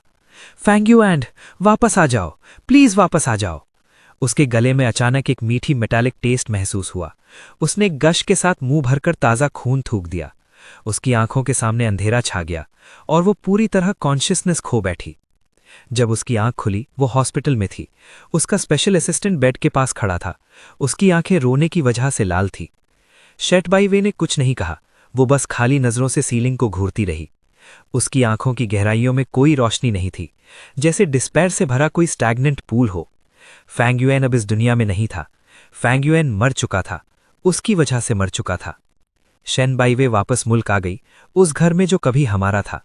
हवा में अब भी मेरी सेंट बसी हुई महसूस हो रही थी। हर छोटे कॉर्नर में कभी मेरी प्रेजेंस होती थी। वो लड़खड़ाते हुए घर के अंदर आई। लिविंग रूम इतना खामोश था कि उसे सिर्फ अपनी ब्रीदिंग सुनाई दे रही थी। सोफा पर उसे जैसे मैं वांगजी को पकड़े हुए धीरे से उसकी तरफ देखता हुआ नजर आया। मैंने एक प्रिस्टीन वाइट शर्ट पहनी थी। मेरे चेहरे पर उसकी सबसे फैमिलियर स्माइल थी। वैसे तुम इतनी थकी हुई क्यों लग रही हो? मेरी आवाज अब भी वैसी ही जेंटल थी। वांगजी ने अपना छोटा सा सर बाहर निकाला, उसकी तरफ 2 बार भौंका और अपनी टेल जोर जोर से हिलाने लगा। फैंग्युआन। शेन बाईवे अपनी जगह फ्रोज हो गई। फिर वो मुस्कुराई और बार बार मुस्कुराई। उसके चेहरे पर आंसू बहने लगे। फैंग्युआन, मैं तुम्हें बहुत मिस करती हूँ। क्या हमने नहीं कहा था कि अगले महीने अपनी एनिवर्सरी पर हम वांगजी के साथ माउंटेन क्लाइंबिंग जाएंगे? मैं अब भी मुस्कुराया। वांगजी ने अपनी टाइनी नोज चाटी, अपना सर तिरछा करके उसे देखने लगा। शेन बाईवे कांपते हुए आगे बढ़ी, मुझे एम्ब्रेस करना चाहती थी, मगर जैसे ही उसकी फिंगरटिप्स मुझे छूने ही वाली थी, मेरा अक्स मिस्ट की तरह पल भर में बिना किसी ट्रेस के वैनिश हो गया। सोफा खाली था। मत जाओ फांग्युआन, मत जाओ। वो सोफा की तरफ बढ़ी, बेबसी से खाली जगह को गले लगाते हुए। उसके पुराने वादे अचानक उसके कानों में गूंजने लगे। फांग्युआन, मैं तुमसे मोहब्बत करूंगी, पूरी जिंदगी तुम्हारी हिफाजत करूंगी। मैं तुम्हें कभी धोखा नहीं दूंगी। तुम मेरी पूरी दुनिया हो, तुम मेरी जिंदगी का मकसद हो। मैं इस जन्म में कसम खाती हूं, तुम्हारे सिवा मैं किसी और से मोहब्बत नहीं करूंगी। फांग्युआन, तुम सिर्फ और सिर्फ मेरे हो सकते हो। वो वादे जो उसने कभी मुझसे किए थे, अब सबसे तेज तलवारों में बदल गए, उसके दिल के टुकड़े टुकड़े करते हुए। शेन बीवई जमीन पर घुटनों के बल बैठ गई, अपना सर पकड़े हुए बेइंतहा रोते हुए। एक पागल औरत की तरह उसने पूरा घर छान मारा, मुझसे जुड़ा कोई भी निशान ढूंढने के लिए, लेकिन वहां कुछ नहीं था। जब मैं गया, मैं सब कुछ अपने साथ ले गया, जैसे खुद को उसकी जिंदगी से पूरी तरह मिटा देना चाहता हूं। उसे अचानक याद आया जो स्पेशल असिस्टेंट ने कभी कहा था। जाने से पहले फांग्युआन ने वो सारी चीजें ले ली थीं जो उनकी मोहब्बत की गवाह थीं, और उन सबको समंदर में फेंक दिया था। शेन भी वही समंदर के किनारे गई और खुद को समंदर में झोंक दिया। वो अपना सारा माजी ढूंढना चाहती थी। दिन ब दिन शेन भी वही एक जिंदा लाश की तरह थी। जरूरी खाने और सोने के अलावा उसका बाकी सारा वक्त हड्डियों को जमा देने वाले समंदर के पानी में डूबे हुए गुजरता। समंदर में उन धुंधली यादों को ढूंढना ही उसकी जिंदगी का अकेला ऑब्सेशन बन गया था। हमारी वेडिंग एनिवर्सरी तक शेन बीवई ने एक बार फिर समंदर में छलांग लगा दी। आज समंदर का पानी खास तौर पर साफ और नीला था। सूरज की रोशनी सतह के पार जा रही थी, चमकती हुई रोशनी की लकीरें बनाते हुए। लेकिन पूरा दिन गुजर गया, फिर भी कुछ नहीं मिला। जैसे ही वो ऊपर आने वाली थी, उसे अचानक एक सुनहरी चीज चमकती हुई दिखी। ये वही गोल्डन पोर्ट्रेट था जिसे उसने खुद पिघलाया था। तस्वीर में मैं उसके पास बैठा था, मेरी आंखें नर्म थीं, वो भी खुशी से झूम रही थी। उसने कभी कहा था, ये हमारे सुनहरी कभी न टूटने वाले रिश्ते की निशानी है, एक ऐसी चीज जो अब मौजूद नहीं थी। ये यहाँ कैसे दिखाई दी? शेन बीवई का मुर्दा दिल उस पल अचानक जोर से धड़कने लगा। वो पेंटिंग जो अब नहीं थी, सामने आ गई थी। तो क्या उसका फांग्युआन भी वापस आएगा? गोल्डन पोर्ट्रेट हल्के से हिला और गहरे अंधेरे समंदर की तह की तरफ डूबने लगा। शेन भी वही पागल हो गई। अपनी पूरी ताकत का इस्तेमाल करते हुए उसने नीचे गोता लगाया, उस रोशनी का पीछा करते हुए। ऑक्सीजन खत्म हो रही थी। उसने हाथ बढ़ाया, आखिरकार पोर्ट्रेट का एक कोना पकड़ लिया। इसके भारी वजन ने उसे यकीन दिला दिया कि ये कोई हैलुसिनेशन नहीं था। उसने पोर्ट्रेट को कसकर गले लगा लिया, जैसे दुनिया का सबसे कीमती खजाना थामे हुए हो। इस पल उसने एक साया देखा। वो उसका फांग्युआन था। मैंने वही वाइट शर्ट पहनी थी जो हमारी पहली मुलाकात के वक्त थी। रोशनी और साये में खड़े हुए उसे देखकर मुस्कुराते और हाथ हिलाते हुए। फांग्युआन। शेन भी वही बेहद खुश थी, झूम रही थी। फांग्युआन सच में वापस आ गया। वो मेरी तरफ तैरने लगी। इस बार वो मेरा हाथ हरगिज नहीं छोड़ेगी। वो मुझसे जरूर बहुत मोहब्बत करती होगी, कभी दोबारा धोखा नहीं देगी। फांग्युआन, मैं आ रही हूं, हम हमेशा साथ रहेंगे। 3 दिन बाद शेन भी वही के स्पेशल असिस्टेंट को पुलिस का फोन आया। शेन भी वही की लाश समंदर के किनारे मिली थी। उसे निकाल लिया गया था। उसने अपनी बाहों में अब भी एक डूबे हुए पत्थर को कस के पकड़ा हुआ था। स्पेशल असिस्टेंट मौके पर पहुंचा। उसका चेहरा देखते हुए, जो समंदर के पानी से भीगा हुआ, सूजा हुआ, लेकिन फिर भी पहचानने लायक था। उसने एक ठंडी आह भरी, अपना सर हिलाया। जिस दिन मेरी मौत हुई उसने पहले ही इस अंजाम का अंदाजा लगा लिया था। अगर शैन भी वही मुझसे मरते दम तक मोहब्बत करती थी तो उसने पहले शैन जी के साथ रहने के लिए एमनीजिया का नाटक क्यों किया, मुझे अपने ही हाथों से खाई में ढकेलते हुए। लोग हमेशा तभी एहसास करते हैं कि उनके पास क्या था जब वो उसे खो देते हैं। अफसोस, कुछ गलतियां कभी ठीक नहीं की जा सकती। दी एंड।